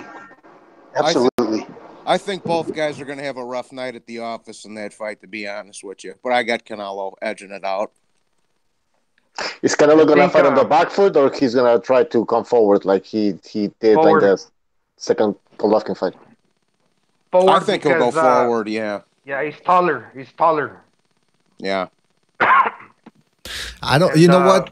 He has to watch out for Canelo. He has to watch out for that overhand right from Jacobs because he throws it like a slap sort of, but it's a hard fucking slap. And if he catches Canelo behind the gloves or something, behind the guard, it could. But again, I think at this point Canelo is almost knockout proof because of that bulldog neck he has. It's pretty hard to fight. Maybe stun him, definitely, like Triple G was able to do, but drop him, ice him. He's too good defensively. The reason But even with all, hold on, one at a time. Why the fuck would he contract for that rehab? You know what I'm saying? Why can't Canelo enter this fight with all the stamina and all the chin, and let Jacobs come in like he wants to come in? I tell you the truth. I hope Jacobs blows the fucking rehydration clause. What are they going to do? Cancel the fight? They're going to contract a settlement, a financial settlement. Charge him, yeah. And they're going to fucking go on. I hope he comes in 190 over again. It's $300,000 for every pound. $300,000. Hey, Mayweather. Yeah, because Mayweather did Canelo, and now Canelo is doing. I mean, seriously, it was $1 million a pound or some shit like that. $1 million a pound over. That's insane. That was a crock of shit. That Floyd Mayweather Marquez fucking thing. That was garbage. That was garbage. To me, I think, like, to be honest, I give credit to Canelo at this point because I believe that right now Canelo is at his. All right, people dropping off again. Wow. And it's always one fight. Hangouts just doesn't like Gonzalo. Oh, what's the matter with you? Yeah, hey Cameron, real quick. Well, yeah, I just like going on there and clowning 78's punk ass and all them guys on my videos, bro. You know. Oh, hello, sorry. Yeah, good videos, man. I checked them out the other day, a few days ago. All right, thanks, buddy. Appreciate it. Gonzalo, you were saying about Canelo's in his peak right now. I was just saying that I believe Canelo right now, he's at his very prime. You know, and he's got the edge on Jacobs because I believe Jacobs is still very good, but maybe he's just a little past his prime. Jacobs, I don't know. I think he's at his peak right now as well, man. In terms of physical ability and the fact that he's fought a lot of good fighters and beaten a lot of good fighters. I mean, he beat Truex easily, fucking Peter Quillen, Derevyanchenko. He gave Triple G his hardest fight at that point. Yeah, he's faced 4 undefeated fighters in a row. Jeez. Yeah. Oh, Suleiki. Can you forget Suleiki?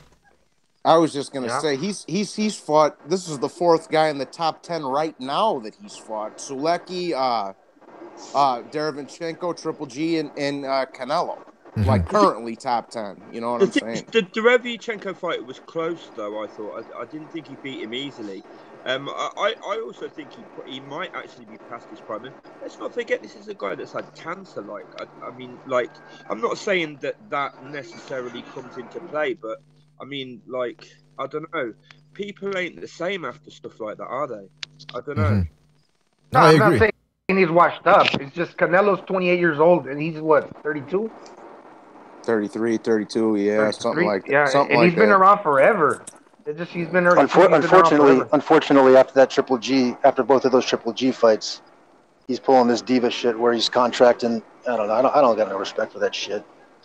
Canelo's in a unique position as well, isn't he? Because of him starting so young. Like he's like quite young still, and probably is in his prime, but he's hella experienced still, isn't he? I mean, like it's quite unusual to have as many fights and sort of like the level of opposition he's had, I guess, at that age, really, isn't it? That's because Canelo started when he was real young, like 15, 16. He turned pro. That's what I said. Yeah. Canelo was boxing at 15, 16. I was trying to lose my virginity at that age. You know what I mean? When he was 15, he was boxing and down in Tijuana, and my friend Jorge Juarez, I mentioned this before, he fought him and beat him, but he got a draw. All right, Pete, you gotta mute your mic, man. Everybody fights since they're 6, 8 years old. I mean, whether it's amateur or professional, it's just as tough, man. So unless you're Sergio Martinez, right? Except for that guy, yeah. Hey, when I was 15, I had my dick accidentally stuck in the pool filter. What was that? Sorry, BDA. It's okay. No, B-Hop was when he wasn't dropping the soap. He was boxing in prison. Remember his nickname? Yo, about that diva shit, like it's only because of social media that we found out about this. Sugar Ray Robinson, all them guys always did this shit, man. It's just because of social media we know about it, and Floyd really popularized it. But like all of them did that shit. Hey, Sugar Ray Leonard against Marvin Hagler with the big ass ring, no 15 rounders. Yeah. It was a 12-round fight. I mean, it was it's true. It's Vo Hong. Hey, didn't Sugar Ray Leonard just subscribe? Shout out to Vo Hang or Huang for subscribing. Isn't Huang the Chinese Juan? Or am I getting that wrong? Do you know what, Rod? Can I say so? I unsubscribe to the channel and just subscribe, and it won't give me a shout out as a subscriber. That's fucking bullshit. Yeah, it doesn't work that way. It doesn't work that way, yeah. See, but, I always like Danny Jacobs just because he doesn't act like a buffoon like Browner and Tank and some of these other guys. I always respected Jacobs for that, you know. What about the African apparel that he wore to the fight? I forget what side it was. Yeah, that was a little unnecessary. But a little. Yeah. Fucking. If he was Jewish, he would be like Jamal Ginsburg or something. Remember that? That was the Hasidic. That was 78's favorite ring entrance of all time. What kind of shit was that, man? That was ridiculous. BDA, is that how your adopted African kid came into the house for the first time?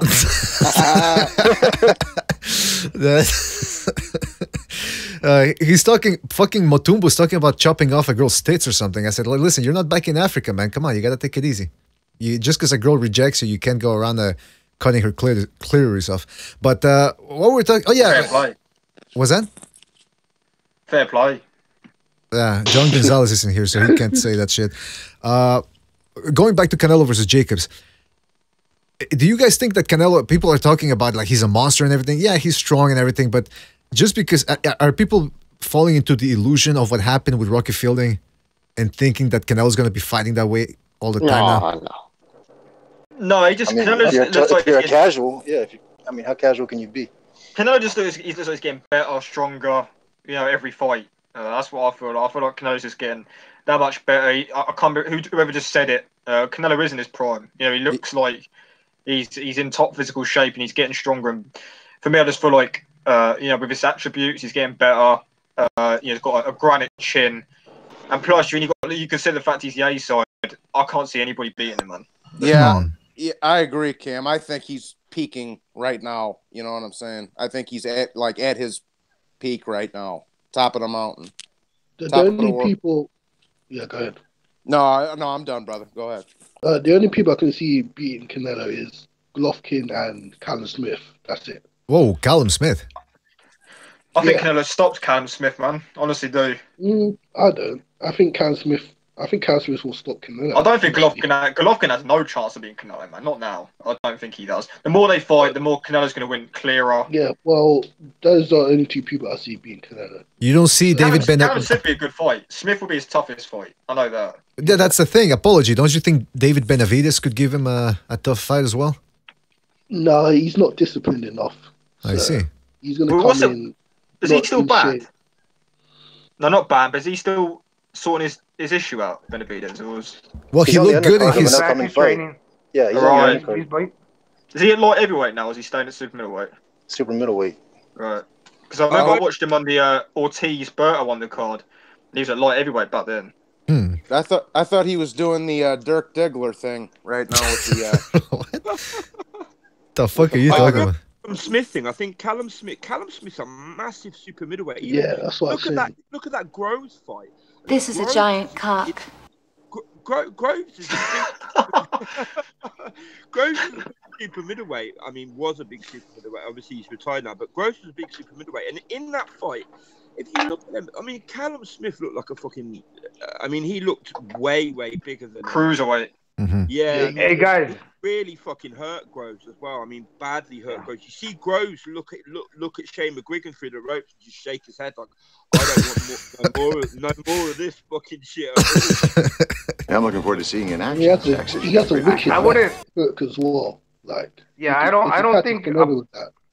He'll be apology. I don't think he'll knock him out, but I think Canelo could get beat on points. Did we just, all of a sudden forget, guys?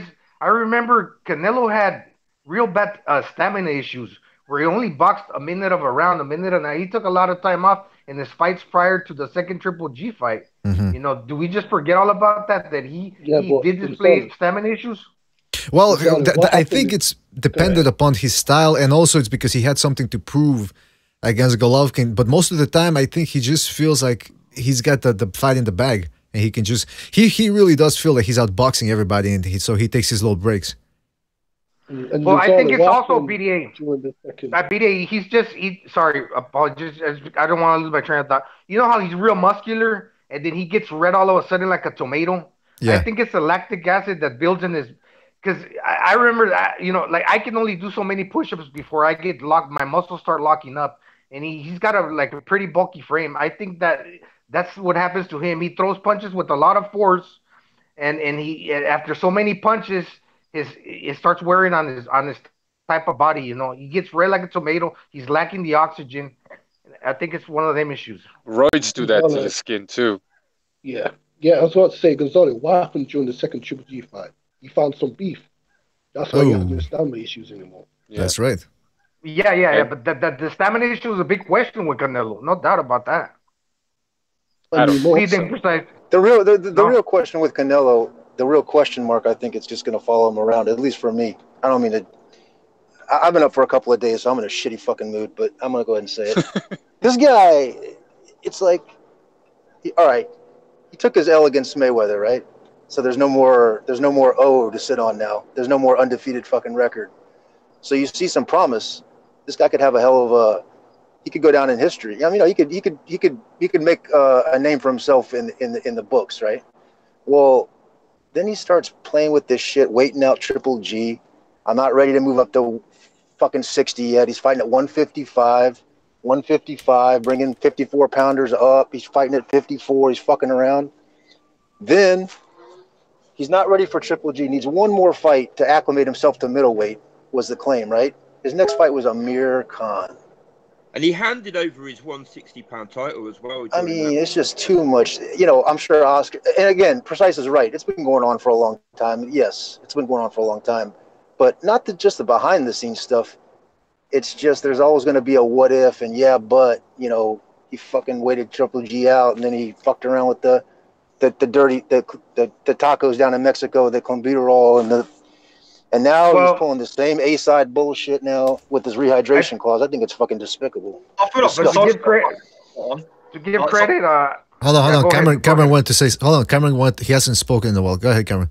No, I just wanted to say I feel like Precise got it fucking spot on earlier on when he said that it's all a social media thing. Like so many of these great fighters in the past that we, a lot of us like see as heroes or you know like saints and things like that, like great fighters. A lot of them were divas as well, but like Precise said, because the social media is there, we know about these stuff. The news gets spreaded before it's even official and stuff like that. And yeah man, I feel like what social media? What's social media? I don't follow social media. I'm listening to the guy say, I need one more fight to acclimate myself to middleweight, and then I watched him fight a 147-pound glass-chinned Khan. Hey, Peter, I don't need social media to see that. I apologize for being belligerent about it. But but boxing's like boxing. Yeah, but you know what I mean. Like boxing, we hear everything on social media. Like everything's leaked. Back then, I have to say this though. Whether it was pressure from the Mexican fans, whatever it was, he did wait him out. But in the end, he did fight him 2 times, where many people avoided him. You know, it wasn't like a Mayweather-Pacquiao fight where it took 5 years to happen. It maybe took 2 years. 2 years. But Canelo he was younger, and eventually he took the fight. I mean, he took it once, and he came back around and took the second fight. You know. And Canelo has a good track record. I mean, remember when they were saying that he was avoiding Austin Trout, and he did fight Austin Trout. Fought Floyd when he was like 22. Fought Lara when Lara, he's the boogeyman as well. He fought Lara. So... well, of course, there's been shitty fights in between, right? Amir Khan, now we have Rocky Fielding, but he is fighting the fighters that that people say he's avoiding. Yeah, he wants to fight them. Oh, sorry, BDA, go ahead. I just said that. I just reiterate Bucho's point. He wants to. You can tell he wants the big fights. Now, whether Lara wants it or not, it's another story. Yeah, I was just gonna say that Bucho Lara. I remember everybody was saying, "Oh, he's scared of Lara and all this other shit," and he took that fight right away. So. Credit where credit's due. Yeah, and now with the Jacob fights, I mean, they've been clamoring. This is the fight to be made. So what are they going to say now? Rehydration clause excuse, because it's pretty much the same for both fighters. It's not just he can't come over. Both fighters have to come in at a certain weight, and I mean, Canelo is a short guy, so I could see how he can ask for that, you know. But what are they going to say? It's not a legit win. I'm just saying. Why put it in the contract? Why does Floyd go? Why does Floyd go bitch about Maidana's gloves and make him? You know what the fuck, man? You're in your prime. You're guys. Yeah, I'm not disrespecting Canelo. Listen, I love boxing. I want to see a guy like Canelo fight. All right, I want to see him fight. And I'm not disrespecting him like that, but come on. You know who I'll go after as well? Jacobs did in that Golovkin fight. He's just trying to prevent that from happening. Hey, but but Canelo has done it before, which is hypocritical because Canelo has done it at 154 many times. Go ahead. But you know who else I'll go against fucking Pacquiao and Freddie Roach, man. That duo, when they were fighting Cotto at 140. No, it has to be at 145. Margarito has to be at 151, 152. They did the same fucking thing. Everybody does. If you're the A side, they're gonna try to pull off their tricks and all that. In my mind, if you think you're the best, why do you need all these little tricks? Are you saying you can't beat the other guy if you don't make him drain those 2 extra pounds or that extra advantage? I mean, that's what I was saying about the the Kell Brook Amir Khan for me, when Amir Khan was like, Kell Brook needs to come down 147 and he has to have a rehydration clause. So you're basically giving an excuse to the other fighter if you beat him. Same with Floyd Canelo. If Canelo said I was weight trained, you're giving it. Why don't you want to fight these guys the best so you can leave no excuses and no doubt? Exactly. Well, Exactly. We're gonna say that Pacquiao pulled this diva shit when Pacquiao was becoming Pacquiao. Morales, Barrera, De La Hoya. We're gonna say that he fucked around and waited them out and fucked around with their gloves and. But he pulled it off anyway. But he pulled it off. He pulled it off anyway. But he pulled it off anyway, regardless of whether he fought. That's what I'm saying. You understand Exactly. me? You understand that difference? Actually, explain that point because I forgot what the fuck you're trying to say. That's why I hate to beat a dead horse. But you know the Mickey Garcia fight. Sorry, hold go on. Go ahead. Yeah, let me finish. What I'm saying is this, right? I'm saying Canelo's ascent compared to Pacquiao's ascent is two totally different stories. There ain't no comparison. Hey, actually, sorry. Actually, but he did train when Pacquiao was A side. Yes, when Pacquiao was in that position, he might have fucked with Cotto's weight. He might have brought guys down and brought them. I understand that. Except to get to where he got to, there is no but he fucked around and waited Triple G out. Yeah, but he was fighting at Canelo weight for 2-3 years. Actually, I'll just say one thing. I'll say one thing. He did drain Morales in the third fight. Yeah. Yeah, they said Pacquiao couldn't go above 130, which is fucking bullshit because after that, he moved all the way to 147. Exactly. You know, didn't Morales have a belt? No, he'd lost against Raheem. No. He just lost against Raheem. But you got to understand, my only point was that you have to understand that difference. How I look at Canelo, I wish he wouldn't do it to himself because honestly, with this whole since Floyd, with this whole undefeated bullshit, these guys are sitting on the undefeated records. I think, for instance, Lomachenko taking that loss to Salido probably the best thing that ever happened to him. Yeah, he don't give a fuck now. Now he's going to go for it. Can I say one thing? I'm not impressed by Canelo's record, man. Until he got to Golovkin and he lost the first fight. That's right. Like we're gonna give him credit. He deserves some credit. But come on, man. Erislandy Lara, was that a good fighter? He's all right. Austin Trout, what the fuck's he done? Mayweather, okay, Mayweather drained his ass. It was a big name, whatever. Miguel Cotto, old man. Amir Khan, Liam Smith, Chavez Jr. Okay, and then he fights Golovkin and he loses. Let's keep it real, man. Let me see what I'm saying. Hold on. One at a time. One at a time. Can I just say something quickly? Just on the Canelo, I do agree that he's got to get a bit of credit for some of the things he's done, but like he did avoid Triple G, and let's be real here. It was only when Triple G had a questionable performance against Brook, and then another questionable one against Danny, that he took that fight. And let's not forget, right before those two fights, Canelo actually gave up his title rather than fight Triple G. So, bro, he loaded his gloves, he did clenbuterol, and he still lost. Come on, what are we giving him credit for? Let me say one thing. No, I think he won the second fight, though. I mean, that was a close fight, though. That's why I get pissed off when these dudes, like a year or two ago, were talking about when Tank was ducking Lomachenko, we're talking about, Tank Davis is young, let him develop and all this bullshit. What you're saying is let's wait till Lomachenko's about 37 or 38 years old and starting to slip, and then we'll fight him. Exactly. Yeah. And the thing was, Tank had a world title at that time. And if you guys remember, like, it was that time when I think they were both fighting quite close together, and Floyd came out saying, like, I've been in touch with Top Rank and they're gonna fight if they both win the next fight. And Tank started tweeting stuff like, I'm being set up by my promoter. There's something fucking wrong. If you're like a world champion in one division and you think your promoter trying to set up a unification fight is you being set up, but you being like buoyed off or mugged off, like that's a fucking problem for me with your. Look, it is what it is. Hold on, go ahead. Let me add one thing to that. Not to mention that he's young, let him develop bullshit. First of all, let me say two things. Where was all that talk when Floyd fought Canelo? And secondly, when De La Hoya was younger than these guys are, he was fighting fucking monsters like Sweet Pea and Chavez Sr. So get the fuck out of here with that. He's young, let him develop. Mm-hmm. Yeah. But you know what it is? You know what it is? Like, we're giving Canelo credit because nobody else is doing anything. It's just so pathetic that we're happy to see a guy with an average record. You know what I mean? That's the worst. Yeah, that's the worst. That's the worst thing about it. Go ahead, BDA. No, well, I'm just saying that's the worst thing about it is that it's the best resume so far, but in comparison to promoters playing the promotional game, waiting fights out. And by the way, I just want to say one thing real quick.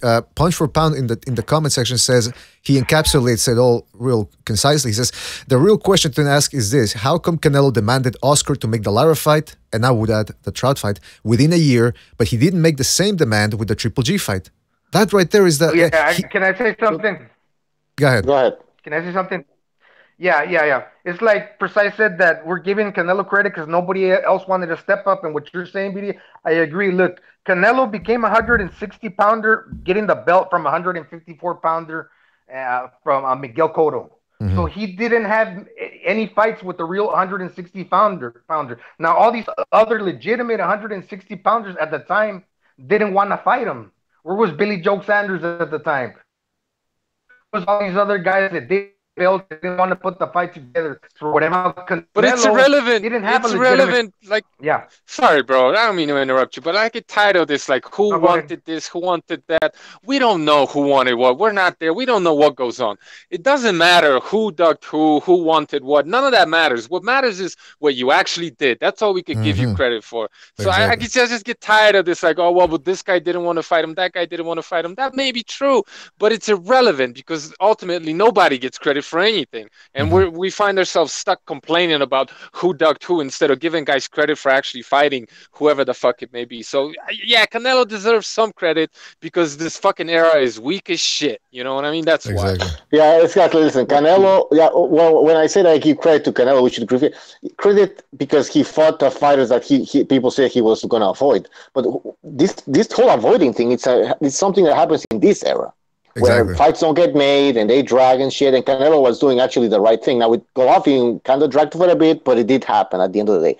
But that's not to say that he's a number one pound for pound guy because he's fighting everybody. Of course not. The opposition is weak as fuck. I mean, let's be honest. Lara is not that great, to be honest. Neither is also Drought, and so that's what I'm saying. And he arguably beat him. He's not that great, and he arguably beat him. Right. I didn't mean to start an onslaught of just shitting a negativity thing, and I didn't mean to go on a little bit of a tirade earlier, but you got to keep it real, man. Resume is one thing, but fuck, man, you got a chance of beating Ali right now. I could fucking knock Ali the fuck out right now. Well, he's dead. But this is where they're totally going on. You know what I'm saying? It's not just what you do. It's not just what you do. It's how you do it. Exactly. As well. They're talking about Canelo in the dance. Sorry, they're talking about Canelo when they introduce him under this new dance. This what do you call it? The network. The dance. Yeah. They're when they introduce. You know how they embellish everybody when they introduce nowadays the unified, undefeated, this and that. When they introduce Canelo, they're mentioning that the legendary Canelo. When I heard that, I was like, "Look, man, yeah, the legendary Canelo Alvarez." Yeah. Canelo got in the ring with fucking old ass Miguel Cotto. He was much fucking bigger than him, and he still had a controversial fight. Now, I disagree with people who say that Cotto beat him, but it was competitive. Pacquiao, smaller guy, came up in weight, got in the ring with the bigger Miguel Cotto, and beat the shit out of him. I mean, it's like, what are we talking about here, man? Couldn't stop old Miguel Cotto, who was. He couldn't hurt him. Yeah, exactly. He was done. Like Margarita and Pacquiao beat the shit out of him. Yeah, Cotto was shot when Canelo fought him, bro. Come on. Yeah. The fuck. Pacquiao moved up and beat the hell. Yeah. I do think there's a good point brought up by Precise, which is that, listen, these guys are professional fighters. They're fighting. They have representation to somewhat steer their career. Cut that mic, John Boy. Yeah, I just muted him. John Boy, you got the crackling on the mic. No, it's not big deal.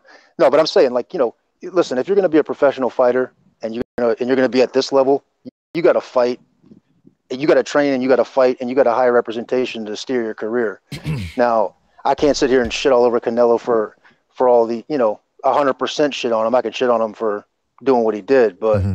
The main thing is, you got De La Hoya behind him, strategizing a little bit, playing these fucking games, So you gotta spread it out a little bit, but he fought Triple G, and I don't know. This whole rehydration clause against Daniel Jacobs, what the fuck for? You're in your prime, you're invincible, you're a Mexican legend.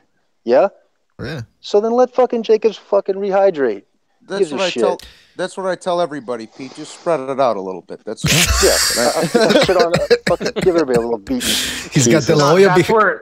He's got the lawyer behind him. He's got to spread it a little bit. What the fuck is going on with this podcast? Listen, sorry, go ahead, Gonzalo. 300,000 a pound. I'd blow the fucking rehydration. Take the fight for free and give him a fucking fight. Well, that's what I said to Bucho the one time. I was like, bro, for $9 million, I'd fight anybody who didn't have a pistol. Yeah.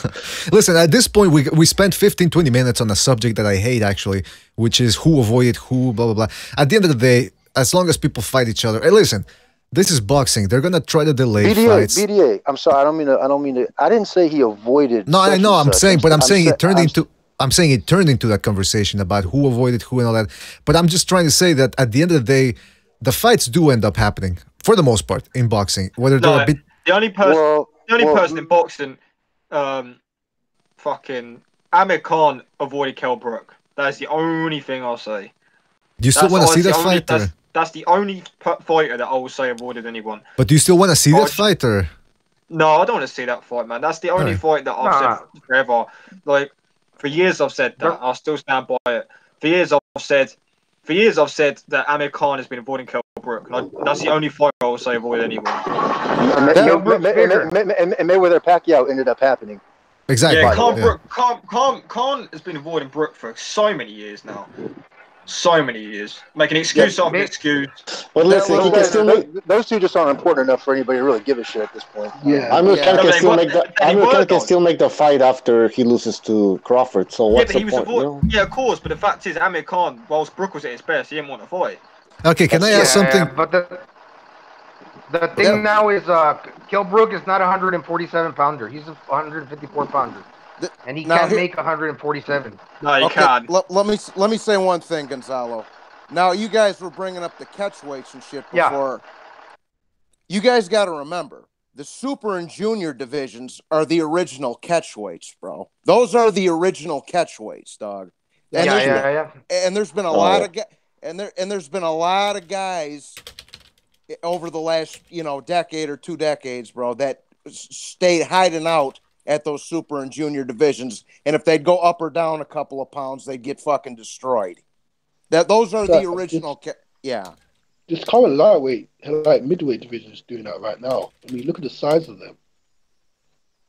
Yeah, the only one that I'll give a pass for completely is cruiserweight, because the jump from light heavyweight to heavyweight is way bigger than it was back in the old days. You know what I'm saying? I mean, frickin' Marciano was 5'10" and 180 pounds, and he was the heavyweight champion.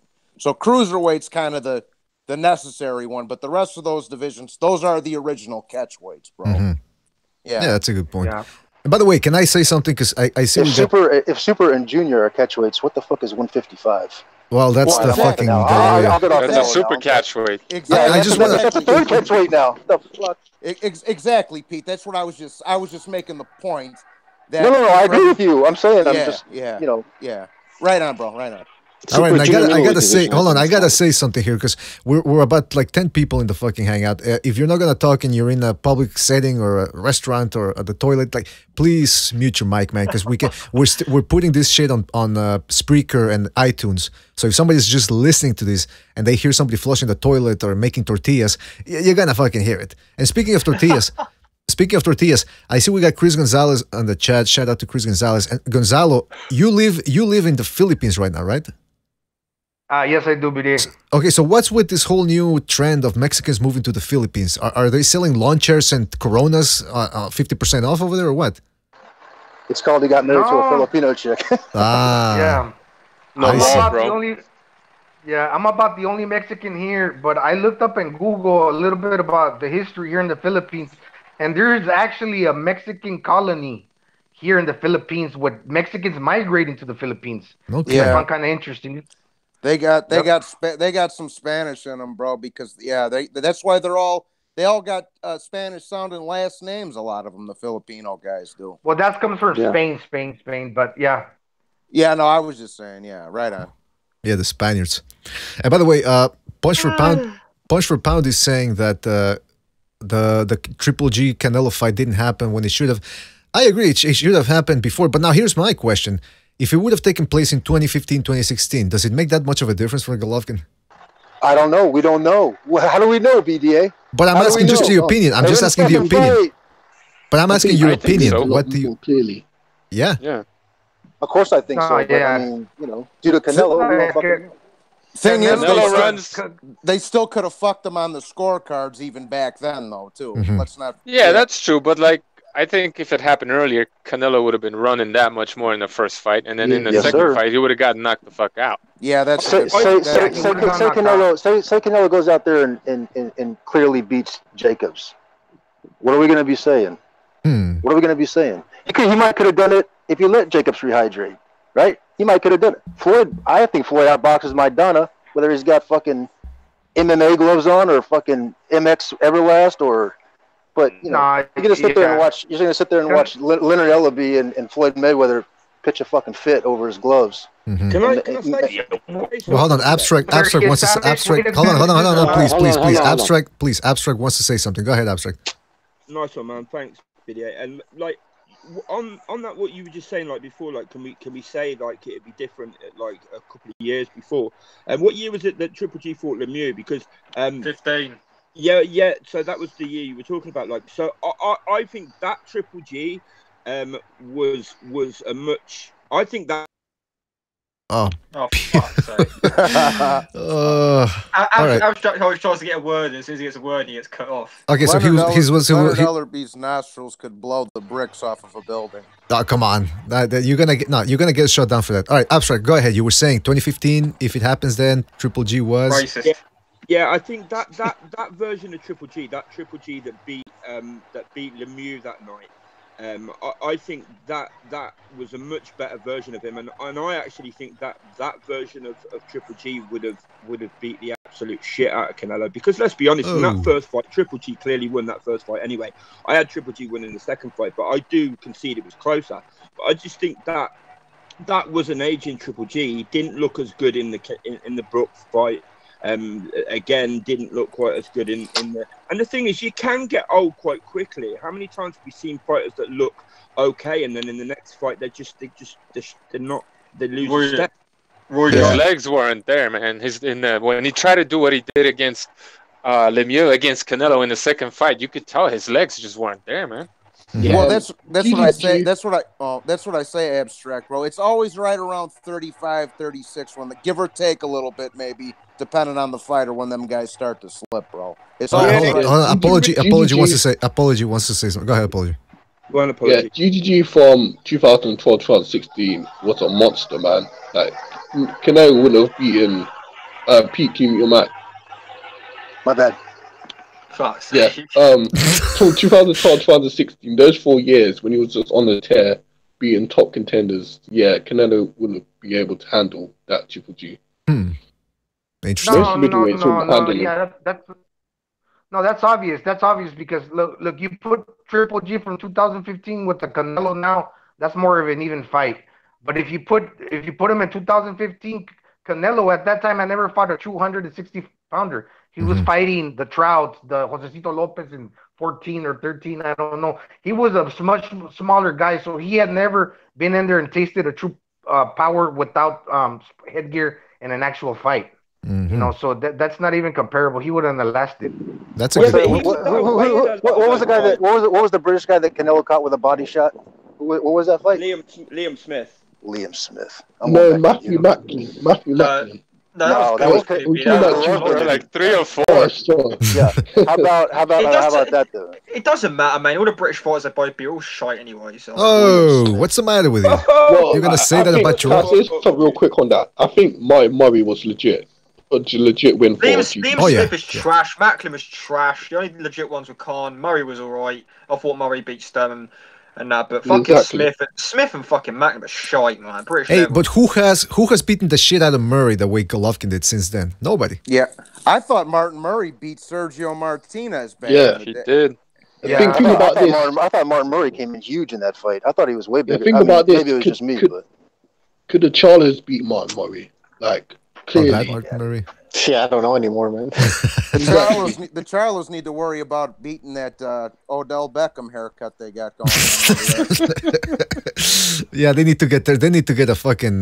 They need to dress like normal people. Speaking of normal, we were talking about Triple G and about how before in another podcast, how about maybe because of the training in high altitude so long, it might have depleted him from his speed. Well, another thing that I just learned was that Chris Algieri, as we all know, he's a dietitian and all that. He was on a podcast. I forget the name of the podcast, but it's these British guys. They have a podcast in a gym, and they were talking with Chris Algieri, and they asked him, "What do you think about the keto diet? You know, the high-fat, natural fat diet?"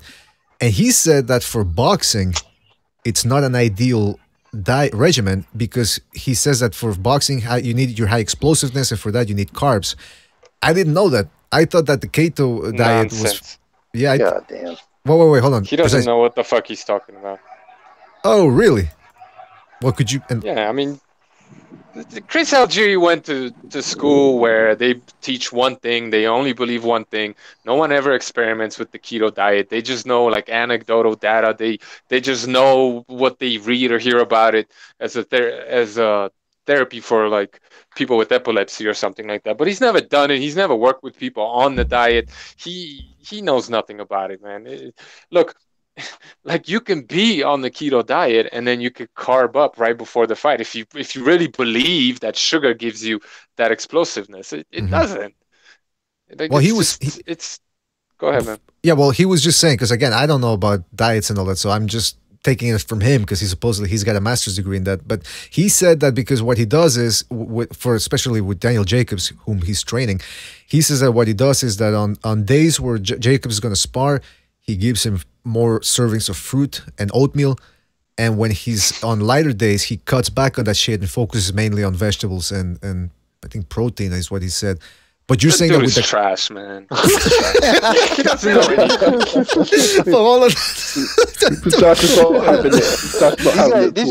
These guys take years of their lives to basically malnourish themselves down to skin and bones, and then they fucking shoot. And then they control their hormones. They take the right injections, right? If you read any of these water reports, these independent reports about what's going on in cycling, for instance, you got corticosteroids, fat burning exactly. steroids. You want to be explosive? Do some fucking EPO. I mean, what's the big deal? You know what I mean? They got EPO for stamina. They got obviously testosterone for strength. They got TUEs now. Every TUE under the fucking sun you can get for any type of legal pharmaceutical amphetamine, pharmaceutical testosterone. Explain just for the people out there, what does TUI mean to Pete? A TUE, a therapeutic use exemption. There you go. We all know Big Baby Miller's got the best diet out there. Come on, guys. No, it's true. Look. Let me just tell you what I mean when I call him a fucking idiot. Because yeah, please. If you go on the keto diet, you're gonna automatically shed, depending on how big you are, 5 to 10 pounds of water. Your body's just gonna get rid of that, and it's not gonna be on you. Isn't that what you want as a boxer? And if you do shed that extra weight, that's just weighing you down. Isn't that gonna make you more limber? Is it more explosive? Like your inflammation goes away when you go on a keto diet because you're not eating these highly inflammatory plant foods. That means you're more limber. You're more like your muscles just fucking grow without doing anything if you just get that protein in. But the difference between the regular diet that he's advocating and keto diet is that you switch from burning sugar to burning fat. Mm-hmm. Now, why wouldn't you want that as a boxer, to use your body fat as fuel, especially in a 12-round fight? Like, these guys don't know anything. They're just taught one certain way. That's what they know, and it works. I'm not saying it's bad, but they have no experience doing keto, so they shouldn't really have an opinion. It's a fucking miracle. You're sharper. Your brain is much sharper. Why wouldn't you want that as a boxer? Because your brain, instead of running on glucose, starts running on ketones, which is the way we've done for our entire fucking evolution, except for the last 10,000 years. So why wouldn't you want to do keto? You know, it's just embarrassing that all these people, nutritionists who get their fancy fucking degrees from all these universities that have been pushing a diet that's gotten all of us fucking sick and fat, that they have an opinion even on keto and they've never fucking tried it. It makes perfect sense as an athlete to go keto. Damn, fucking Precise went on fire on that fucking subject. Oh my god! But you know what? It's because when hold on, just want to add to that because I just want to add to that because when I was hearing that podcast about 2 days ago, and like when he answered that question and he said that, oh yeah, it's because it's not an ideal diet for boxing where you need to be explosive. He says that you don't get that from fat, you actually get that from carbs. I thought, well, wait a minute, maybe he's onto something. Because remember in the 24/7, he was actually eating bread. He was putting his fucking spreading avocados on bread. And I'm thinking, wait a minute, this guy's got to make weight and he's eating fucking bread? But then again, maybe it's his genetics or something. I don't know. All I'm going to say is that I don't know who to trust when it comes to nutrition. But Precise, just one thing about that. That was his reasoning. His reasoning was that if you're going to be fighting explosively, or if you're gonna have to explode every 15 seconds, he says that you need those carbohydrates. You're saying if you want to come out of that cage, you're gonna need avocado toast. He was a 140-pound fighter coming up to fight Pacquiao at 147, guys. Exactly. He can eat all the fucking toast he wants. And furthermore, I'm gonna tell you something else. Captain Hook. I can't believe I have to call him that. It's my own fucking brother. Anyway, he's a big-time keto guy. He's keto this, keto that. He's pissing black. Oh my God. Jack Dempsey used to eat those bowls of nails every morning without any milk. You know what I'm saying? Right. Yeah. But that's why I wanted to ask Precise, because Precise, I know you're down there in the continent, in the jungle and all that, and you're working. I'm assuming, if I remember correctly, you're working in the fields and everything. Do you feel like it gives you that extra energy, the keto, right? Like it's not hampering your performance. The fuck no! Look, when you run on sugar, it'll give you a sudden burst of energy all of a sudden when you're feeling a little bit low, right? Mm-hmm. But you got to keep constantly replenishing that. When you turn your body to a fat burning machine, you have good energy, but it's steady energy all the damn time. So like you sleep better, you regenerate better. It's just all around better. If he's talking about being explosive on carbs, if that interviewer, whoever he was talking to, were to ask him to explain the actual physiological mechanism as to why that happens, he would have stumped the shit out of him. He wouldn't be able to tell you why. Like they just say these things because they're brainwashed to believe this thing. Look, if you're trying to lose weight or if you're trying to get healthy, I highly, especially if you're of European descent, I highly recommend a ketogenic diet because there was no such thing as fucking growing potatoes or wheat during the fucking ice age over in Europe. What people ate was meat, animal fats, basically, with a little bit of plants. So the natural state of the human body, especially if you're European, is the mild state of ketosis. This is how we evolved as people. And then agriculture came in about 10,000 years ago where people started eating a lot of bread and all this other shit that's difficult to digest. You go keto, especially if you go like carnivore style keto with a lot of meat and shit, you're never going to be like constipated. You're never going to have like diarrhea. Your digestion is going to work beautifully. You're going to shed water weight. You're going to gain muscle mass unless you're already working out, right? If you're like not working out and you just eat a high protein ketogenic style diet, you're just going to gain muscle mass just because, you know what I mean? And all this like shit that he's talking about, explosivity, and ask him to explain why. He won't be able to tell you that. All right, see, that's interesting. That's interesting to hear because when he said that, an alarm went off in my mind because I didn't know he was saying that the keto diet is not good for a boxer, and I said, well, wait a minute, I thought it was. Because let me tell you something real quick. I was on the keto diet for about 3 months straight. At one point, I was just too lazy to keep up with it. I need some fruit, man. I can't live without fucking apples. But I didn't really feel all that. I didn't feel worse at the gym.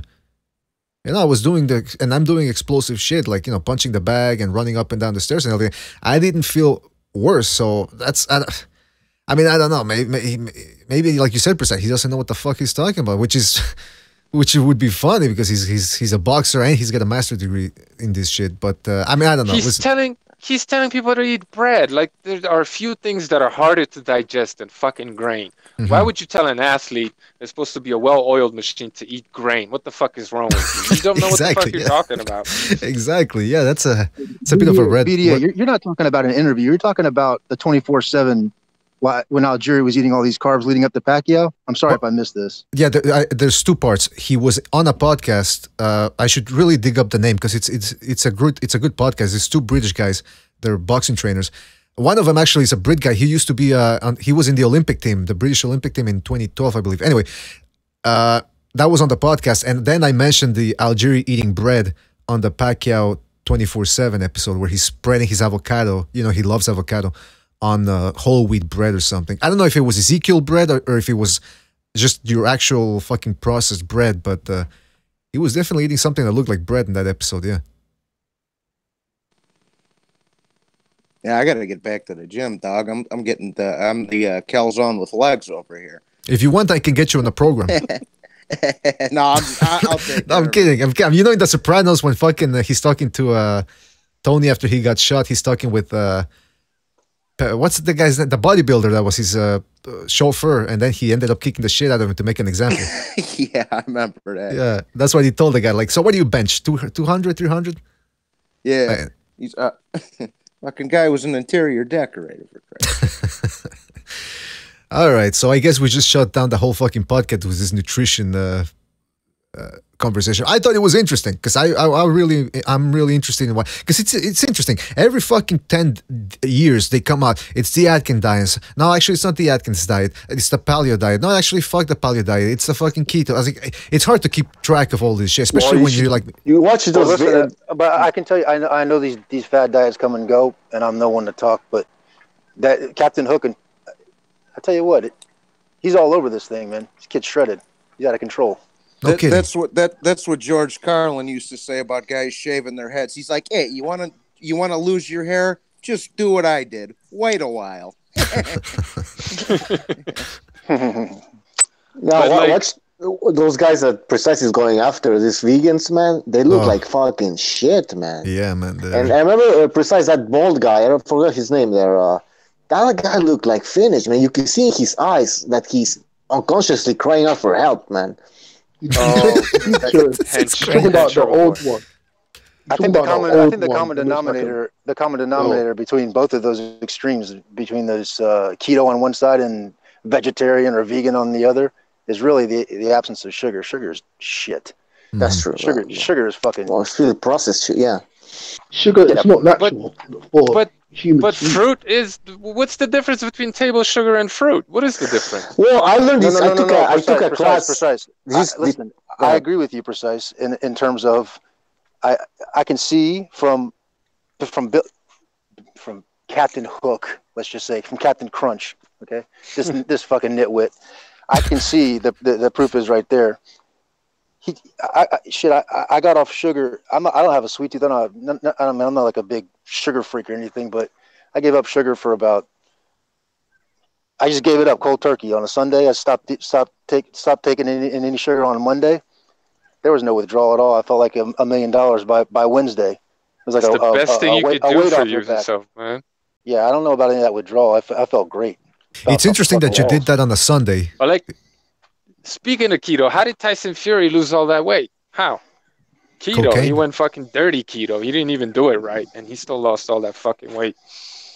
So look, man, to each his own. But like, the shit that you hear in the mainstream, it's just to support processed food corporations selling you all the bullshit. I mean, selling you all this shit that's gotten everybody fat and metabolically deranged. Like, people's metabolisms are fucked up. Mm-hmm. If you ever really want to like get your health on track, keto, I'm telling you, man, like, it's the best thing I've ever done. It might suck for the first month, but once you adapt to it, you're gonna feel like $1 million, man. I'm telling you, like, and this is the thing, like, all these diets that get promoted hard as fuck, keto doesn't get a lot of love in the mainstream, but it's the most popular diet. Why?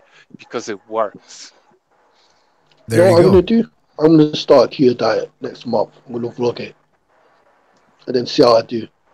There you go. If you just simply cut out processed foods, if you just simply ate meat and ate vegetables, you feel like $100 bill. Yeah, that's easier said than done. You just gotta eat a lot of fat, bro, and salt. Make sure you up your salt intake, especially if you feel like and shit. on schedule too, and on schedule. You know what I mean? Yeah. We're all big guys in my family. I'm telling you right now, I fucking go up and down 20 pounds like, 6 months, no sweat. I don't even feel it.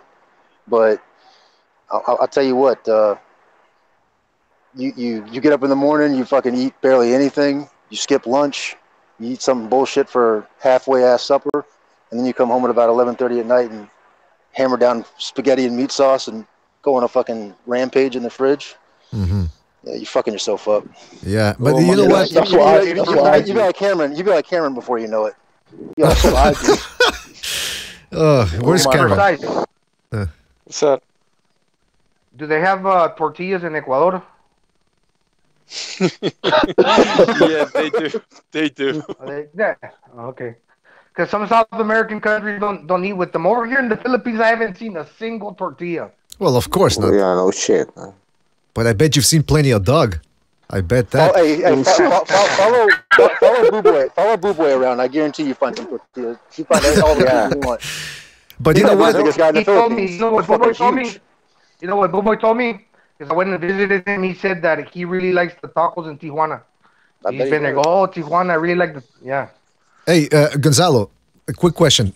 If you're stuck in an island with Boo Boy, how many days go by before he starts trying to eat you? 3 days, 4 days, like spread your avocado. He's actually very. Half an hour. In person he seemed a lot bigger than what he does on TV. He looks massive. Larger than life. He pulls you into his gravity. Camera puts on a couple 100 pounds. You know what I'm saying? He was late to the ring walk. Against Broner. You saw everybody was in the ring and he was straggling behind. He was at the fucking concession stand. He was at the concession stand. He looks big. He looks thick. He looks big and thick. Like his skin is thick as fuck. He looks like a BBW. No, but you know what? He's actually a very, very nice guy. There's some old footage of Pacquiao. He had to be 17, 18 years old. Him and Boo Boy, skinny Boo Boy, doing the mitts over there in the Philippines. Boo Boy's in a pair of jeans with no shirt on, and he is fucking up the mitts. He's not doing something right. Obviously, I can't understand what they're saying to each other, but they're filming him, and Pacquiao is ripping him to the gut when he fucks up. When he fucks up the mitts, and they're on camera, and Pacquiao knows it, Pacquiao gives him a shot right to his gut. It happened about maybe 4 or 5 times in the span of a 10-minute session. I tell you what, Boo Boy was getting beat up. Pacquiao was laying into him. I'm telling you right now, he was ripping him. He gave him a couple of body shots, and they turned the camera off. BDA. Too bad. Too bad Roger never fucked up the mitts. I wouldn't mind seeing Floyd pop him, but what's the matter with you? Hey, BDA. Yeah. How about when Chavez Senior? Hold on, Gonzalo. Go ahead. My bad.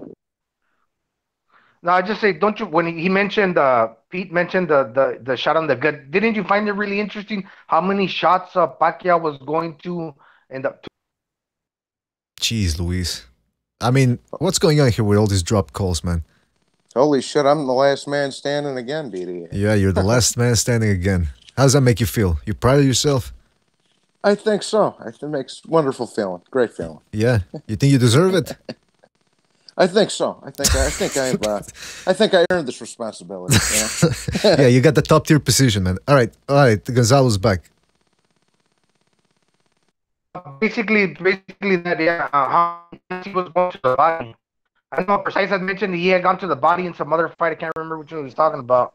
But, he was going a lot more than what I am accustomed to seeing him. Maybe I wasn't. I think he was actually going consistently to the body this last fight. What do you think? Against Broner, you're talking about? Yeah. He was going to the body with the left hand. That's for sure. But not enough, man. But I wanted to see. He hurt Broner a couple of times with the body. He crunched over. But I just wanted to see that right hook to the body, the way he did against Morales in the second fight. We've never really seen Pacquiao go to the body. He actually did it in one round against Bradley in the first fight. And I'm thinking, why don't you do that more, man? Pacquiao could fuck people up to the body, man. If he wanted to. He almost put Margarito down with a body shot. He went to the body like crazy in that fight. Yeah. Yeah, he doubled Long him over, time I ago, think. though.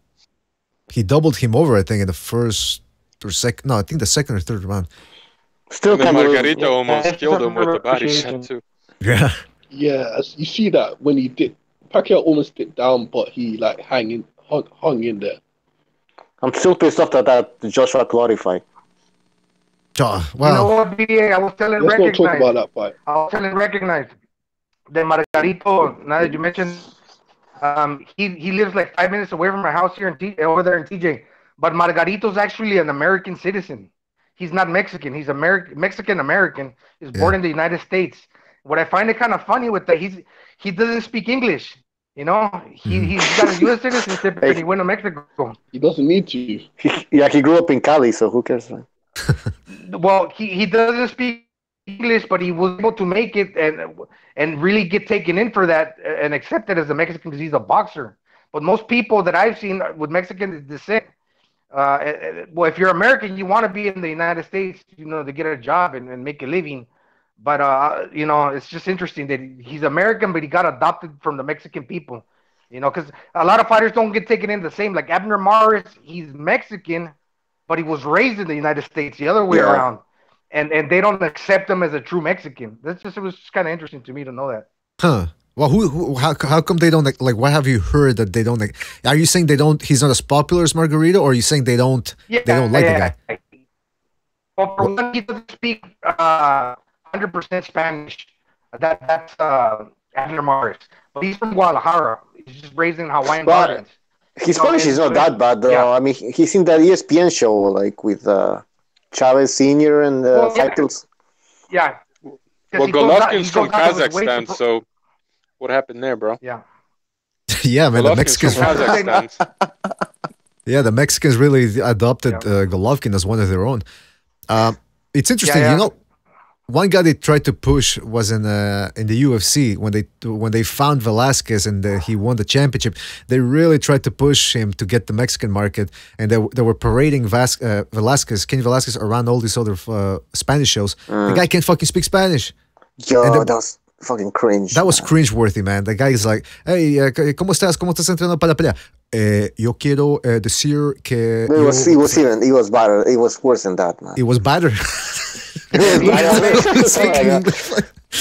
went to Mexico City and they knocked him out. Yeah, because he didn't acclimate himself. City to fight And then Cain Velasquez was walking into the ring with like mariachi music. Like, come on, man. So that's how I am with the Italians, bro. They talk so fast. I try keeping up with them, but I'm like, I sound like I'm retarded. You know what I'm saying? Oh yeah, fuck. Italians, man, the way they talk and the fire. And by the way, I mean, Italy. Let's face it, it's not the. It's no longer the bastion. Like people try to make it out to be like France, but just like France, it's been diluted to a certain extent. In fact, you know that the Japanese, they love to go to Paris, like almost everybody else. I don't know why they like that city, but they go to Paris, the Japanese, and they have something called Paris syndrome, which is that when the Japanese go over there, so many of them are deceived or disappointed that the Paris, their experience doesn't match what they see in the movies. They actually get depressed and sometimes even violent. Look it up. It's called Paris syndrome. Paris syndrome. That's what I read. I couldn't believe it when I read it. I thought it was like a satire or something, but apparently it's a real thing. These Japanese, they're fucked in the head, man, when they go to Paris. I think I was telling Stu when we started, so we got into a little discussion about this, Gotti and some of the mob guys. I'm like, bro, the dudes from Italy make all them guys look soft. The guys from Sicily and Naples and the Camorra and all, like, bro, I'm like, bro, they're like the cartels in Mexico, dog. Like they don't play no games. That ain't John Gotti, bro. Yeah, you know. So. Yeah, John Gotti is a bit overrated. Just because he beat a couple of cases, eventually he ended up... He's very overrated, BDA. Very overrated. Did you see the John Travolta movie? Yeah, it was garbage. Dude, his son made that movie, Gotti Jr., bro. He's just milking money off of his old man's legacy, bro. That's what he's doing. That's a great legacy, by the way. That's a great legacy to live up to. A fucking criminal. Yeah, let's try to live up to that. Who? Well, and then you got like fucking Karen Gravano over here making all these books like the Mafia Princess and shit. Like, your dad's one of the biggest rats of all time. What the hell are you talking about?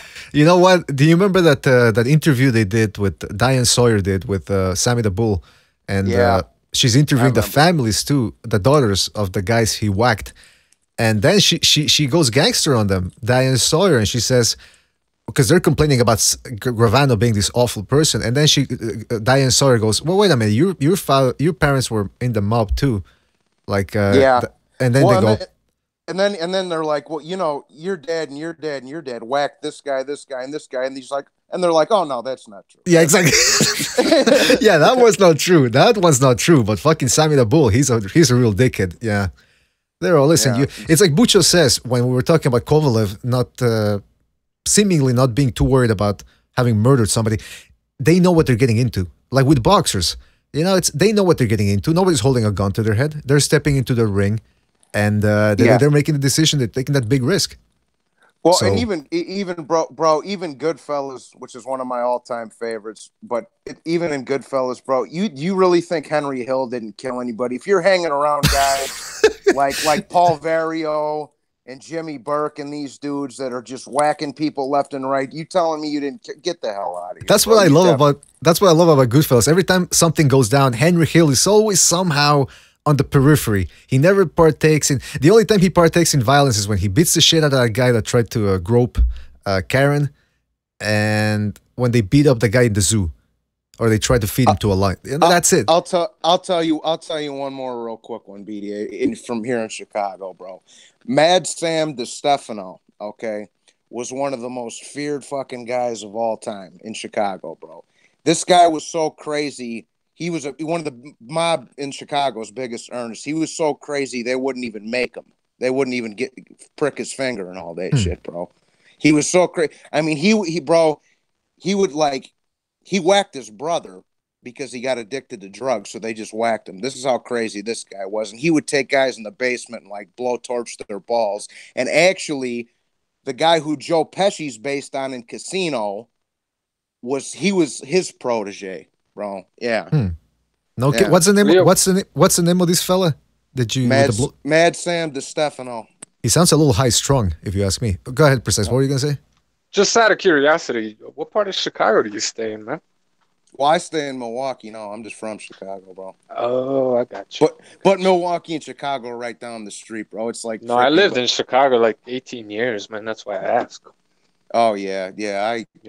I've been familiar with up and down all Lake Michigan. So you hang out with 78, huh? No. Yeah, 78 don't know what he's talking about. I've been running around the north side of Milwaukee probably back when he was getting his government cheese or whatever the fuck. Oh, my God. Hey, Pete. I heard that 78 guy, he wasn't always the same way he is now. Is that true?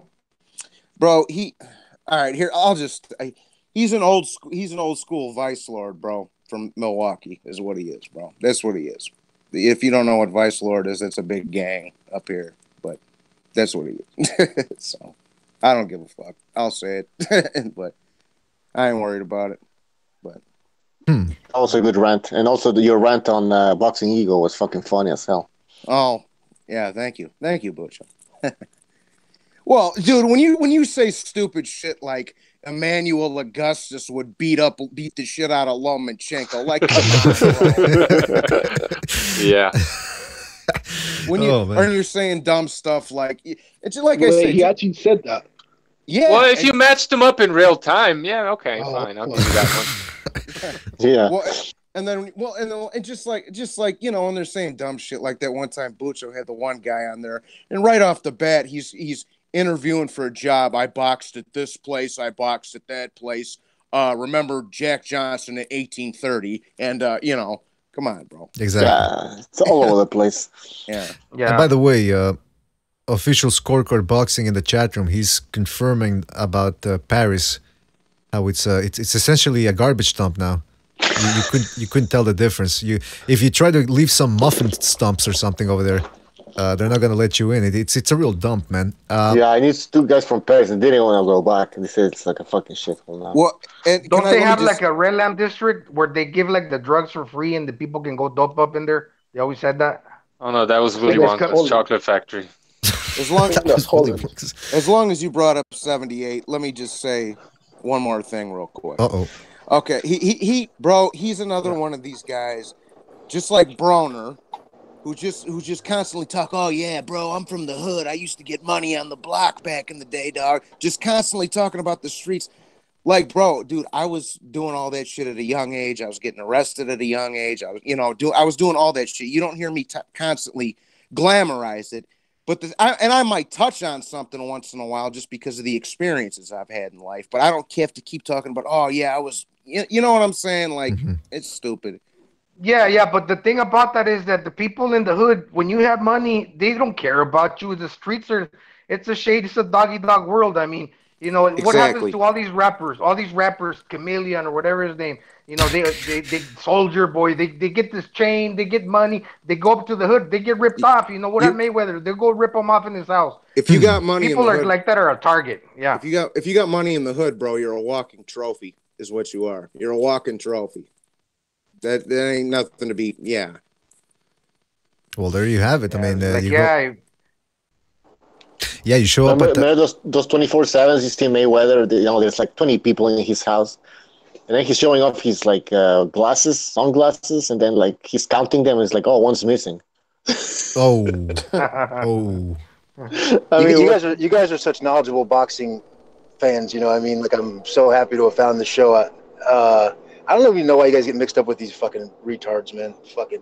That's what I said. Can I be honest? When I first started listening to this show, it was maybe a couple of years ago, and I kept hearing remarks about the LDBC. I thought that this is me, right? I thought you guys were saying, yeah, but how do you call the gays? LGBT. Yeah, the LGBT community thinks he's full of shit, but and I'm thinking to myself like, who the fuck cares what the fucking LGBT homo thugs? Who the fuck cares what the gays think one way or the other about this fight? Who gives a shit? Say it, and then I realized, I caught on. Yeah. Well, there's not a big difference between the two, anyways, right? I renamed him the RCBC. I asked somebody I don't want to say it, but yeah, I don't want to say it.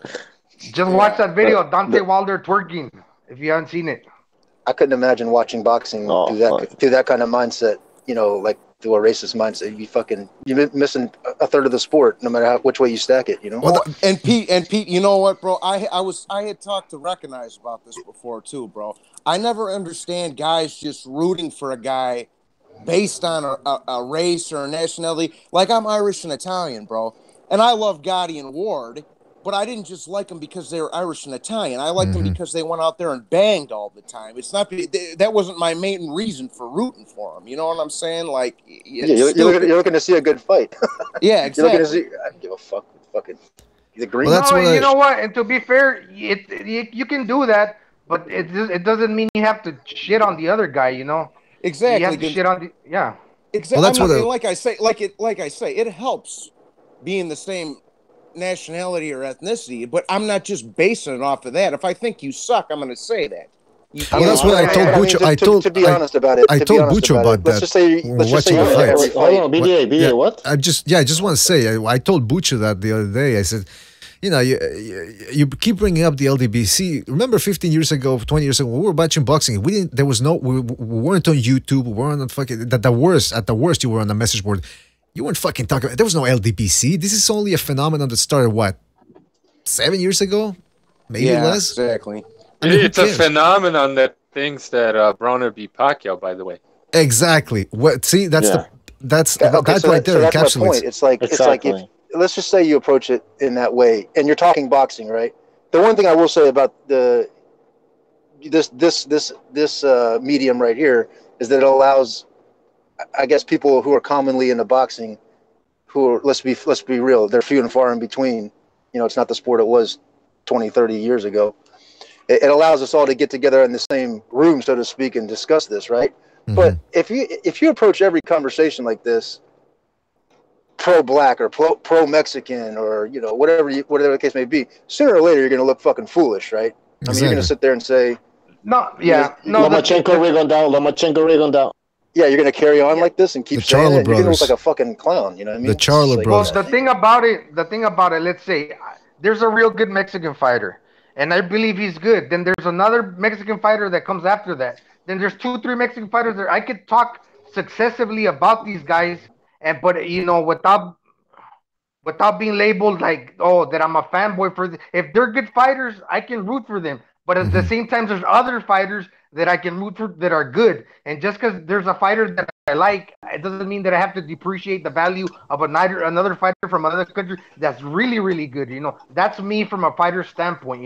I don't have to degrade or bring down our great fighter just because I Exactly, have it over Gonzalo.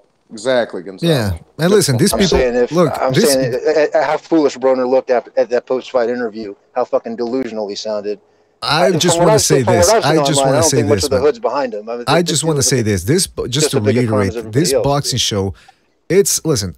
We're trying to create our own little bubble here because I've been trying to make an effort to keep ourselves insulated from all this YouTube drama. We started off the year with a bang because we had some people coming after us. But I want to keep it boxing. And, mostly current boxing. We'll go back to fights from 15, 20 years ago. But this isn't about history. We're not historians here. We're not here to talk about just the history. I don't care when Chalky Wright won his championship or whatever. I just want to talk some little boxing here. Just to get my mind off of all the, fucking mundane, random life things. The business of the church. Yeah, the business of the church. I want to be able to criticize a black or Mexican fighter when there's something to criticize as far as boxing is concerned. I don't want to be walking around eggshells just because I said black they're going to criticize me. No, some of the greatest fighters and some of the best fighters now are black. Just get that out of the way. But with that being said, there's great fighters from Europe. I don't know about that. I'm just kidding. Like BDA said, we're just here to talk boxing. We're not boxing. We're not here to figure out the racial complexities of our time over here. Yeah, exactly. Everybody's got that silver lining though. There's nothing really too complex about it, to be honest with you. No, you know what I'm saying. It's pretty black and white. It's about the simplest form. It's about the simplest form of bias is picking a skin color. Here's the thing, though, guys. Again, I don't know who's in the LDBC. I have no idea. I know 78 Sports. I hear you guys talking about this guy, and let them come on the show, man. They'll fucking embarrass themselves better than you could do it. Well, we already have those 2 guys that showed up over here. Those guys. I know, but what the fuck was that? I heard 2 resumes. I heard 2 resumes, and then I gotta go. That's what they said. Yeah, and then start talking boxing. They fucking they say that. Well, here, we want to just talk boxing. We just want to talk boxing. We're trying not to be biased. But at the same time, you can't forget Jack Johnson. It's like, okay, so what is it? Which story do you want to stick to? You want to stay biased because of what happened to Jack Johnson, or do you want to move on and not be biased? But here's the thing. They were brought on the show. I'm not sure what channel I'm not sure how it was negotiated they came on the show, but they came on. All right, let's introduce this guy. He gives us his whole fucking resume. All right, this other guy grew up in Jersey. He's around this gym. Like Gonzalo said. Jimmy's telling him, hey, that's a good gym. They're talking for about 10 seconds. As soon as it turned to boxing, Precise said something. This guy, and then the first guy goes, all right, guys, I got to go. I don't have time to discuss this right now. I'm out of here. It was like a goddamn presidential address. And then they start going into about, HBO had an Eastern European agenda and all this other bullshit. Like, dude, come on, bro. Stop. Yeah, they were stretching the truth a little bit. And listen, like Pete said, I don't even need to talk about, and I don't care to talk about them because people say, some people might say, you got to expose them. Like Pete said, they expose themselves. Look at what happened with Wilder Fury. Look at what happened with the Charlos. Look at what happened with Rigondeaux a year ago. They end up exposing themselves because they don't know what the fuck they're talking about. And I don't want to waste my time on that shit. There's plenty of great fights coming up. Look at the discussion we just had about ketosis. I mean, that's the type of shit I want to talk about. I don't want to be talking about Doctor Who and what Willie from the Hood said in his latest video. I don't care. They're still talking about Joshua Wilder. Yeah, but who cares? Listen, let's move on. Let's move on from this. They don't have any because they don't know what else to talk about because they don't know shit. They said Broner won. I have him recorded. Listen, the first guy, I don't know who they are, but the first guy was smart enough just to give his resume and get the fuck out. The second guy, the older gentleman there was like, I'm gonna admit it, I'm pro black. I'm pro black. Yeah. And then I think Precise said something about Ward Kovalev nut shots. And then this guy fucking checked out too. So it's all right, let's move on. Let's move on. First of all, he went apeshit. You know, it's like, oh no, of course not. Nice choice of words there, buddy. All right, let's move on. Let's move on. Let's move on because we've already spent. Hold on a second. Hold on. We've already spent enough time, more time than I care to talk about this fucking situation. All right. Agreed. Yeah, I was just gonna say, my bad, BDA. I didn't mean to open up a discussion about. It's okay. I'm just saying. I brought it up with the whole Milwaukee comment. It's okay. It's always my fault. Yeah, you're both fucked up. Johnny and Precise, you're both out of line. You're a little bit out of yourself. A little bit. BDA. Hey, the drinks are on the house. No. Go ahead, Gonzalo. Gonzalo wants to say something. Oh, wait, I just remembered when you mentioned Kovalev fighting. Also, didn't he change trainers again? He went to Buddy McGirt. Buddy McGirt, I mean. I don't know. I didn't know that he went to Buddy McGirt. You said. Yeah, he changed trainers again. He's with Buddy McGirt now. See, that's not a good sign. That's not a good sign. When a guy keeps changing trainers, that's another indication that he's kind of lost. You know, he thinks it's the trainer's fault. It's not the trainer's fault. It's your fucking fault for being a moon-shaped fucking alcoholic. I don't know if he's actually beating up a woman, but I mean, the guy's lost it. But that's the real point, man. This guy, you could see it in his face. I mean, his face is starting to. He's just deteriorating from his out of the ring activity. Mm-hmm. Don't you think? I mean, really, aside from the nut shots aside, in the second Ward fight, he looked like a different fighter from the first one. Wouldn't you say? I don't know. Maybe I'm just. When you constantly switching trainers up like that, that just kind of tells me that you're probably difficult to deal with. You know what I'm saying? Like, yeah. Look, all of that is true, definitely. But I've said it before, man. It was the public execution of a big, bad Russian guy by an American gold medalist hero during a time of tensions between the two countries that I think really, like the way they did him, the way they Ward literally publicly emasculated him. That was the whole point. I'm sorry, in the first fight or the second? In the second fight.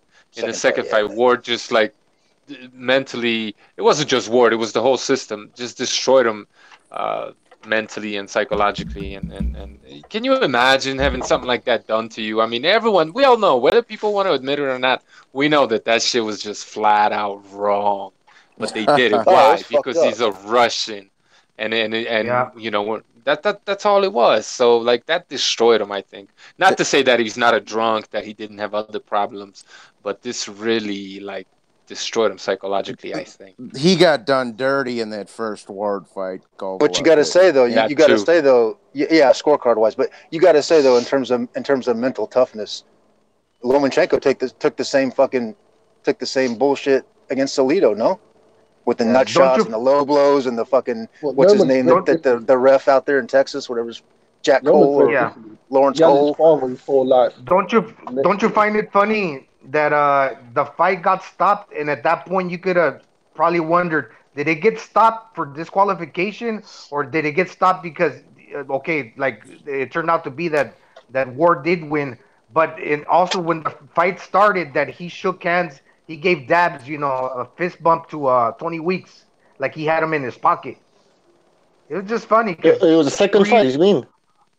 Yeah, three low blows. Yeah, in a row.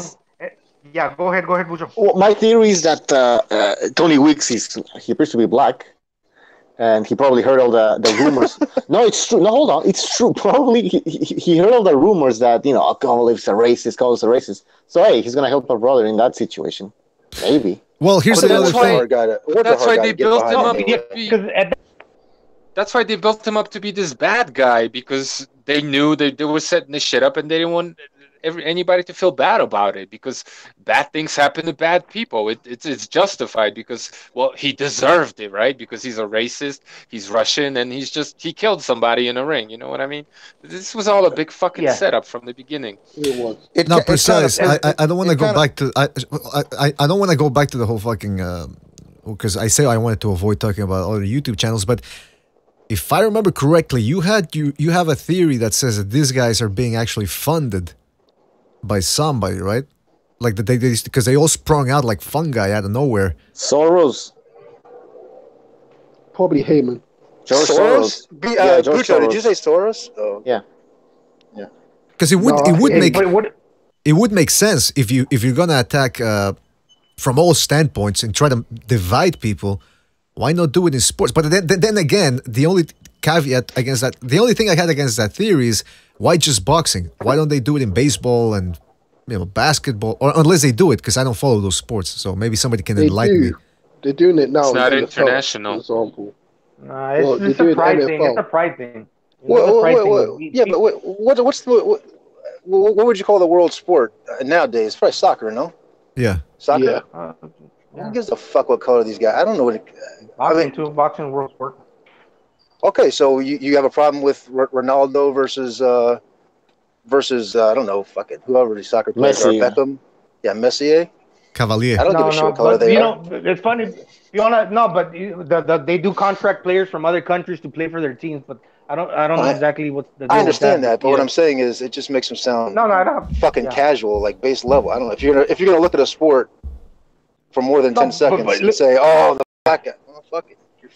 I was just gonna say that when the Kovalev, this is me watching it. Like, when that happened, I at the very least thought that they were gonna give him a timeout to regroup himself. At the very least, I'm not saying they're gonna disqualify him, but at least 3 low blows, catch your bearings, take a timeout. But no, it wasn't that. It was just like, all right, it's over. Or an 8 count. It's not like he took a headshot and he was all drunk and shit. Like he wasn't even. If he was hurt, took a so good what? right hand. You stop. Yeah, but you don't stop a fight because a guy got buzzed and then he took a body shot that didn't even put him down. Like why was the fight being stopped? He could have given a standing. When he went down, if you could go back and do it properly, they should have given Kovalev on the first one, but much less the third one or the 50th one.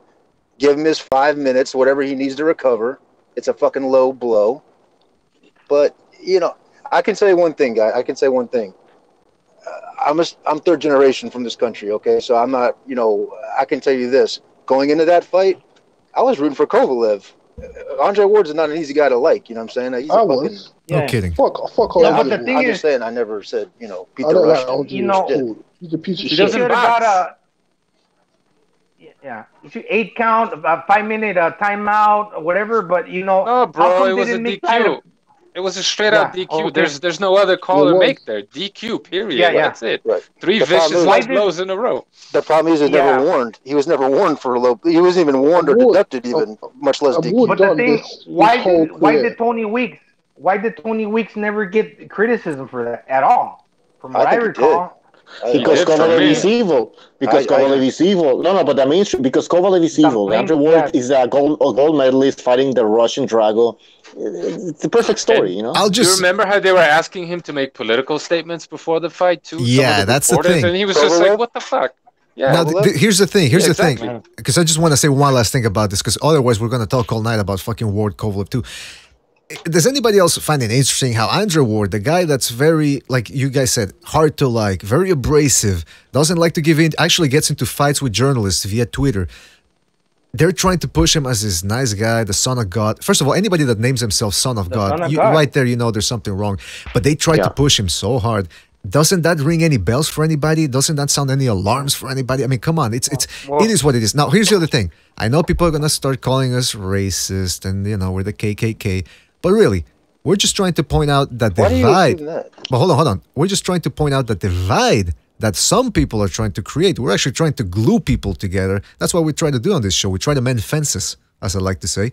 But instead, we're the bad guys. And that's what they said in 1984. It's when the good guys, I won't say we're the good guys, but I'll just try to say we're the people that are trying to keep it objective. And yet, we get called, that we're the bad guys. That's how it works in the media wars. That's how it works. Satan is the son of God. Satan is the son of God, and he came off as a good guy. Exactly. No, me saying a hard guy to like is me trying to be deferential. He's a fucking asshole. He's a fucking. He's a hype I don't say hype job. He won the He is a Super hype Six job. Say it, in say the it. story. He's a hype job. Oh, I'm saying he's a hype job. I'm gonna tell you right now, he's a fucking hype job. He won the Super Six tournament, I guess. Well, he did. From every He fight did. after that, He cheated. yeah, I know he did. I know he did. And I didn't mean I guess literally. I'm saying he won a tournament, and from there on out, it's past accolades. What'd the guy ever do? He's the fucking definition of a hype job, man. That's correct. Definition of a hype job. Well, like, I'm not saying he's not good, but he ain't that good, man. The dude can't box, man. He's not. Douchebag. Well, I'll defend his skills. I don't like him as a person, No. but I No. I will. I don't think his skills were all that. I didn't think his skills were all that. We'll kick you off. You guys are gonna fucking kick me off. Listen, When you have to fight dirty like that, it's because you lack something. well, I will say that's Get out of here. You're saying that like in the mean streets when they got the fucking two gay guys in the car and they start kicking them out. Get out of here! Get out of here! Listen. Whoa. Who's the gay guy? No. No, wait. Hold on. You guys are fucking making me lose my train of thought here. Just want to say, Boxing Junkie brings up another good point with Ward. His advisor or whatever, manager, Jay Prince. Come on, if you're a good Christian soldier, you don't associate with Jay Prince. Unless you're not the son of God and you're just a pretender. Jay Prince is basically the Suge Knight of Texas, bro. Yeah. For the rap, like, I mean, he, muscles people for the rappers and shit like that. Yeah, like, Yeah, that's why I'm not gonna say anything about the guy. I didn't say anything. No, I didn't say nothing. I'm like Carmine. What did I say? I didn't say nothing. But yeah, okay. So let's forget about Ward because otherwise we're gonna talk about him all night here. A very controversial figure. What are people saying in the chat room? Oh, they're talking about Andrew Ward. Fuck. BDA, I'll crack him good. I'll ask for 200 grand. 200 grand. What's next, Carmine? He gets $1 million for fucking my wife. Oh, I put you in the corner. Yeah.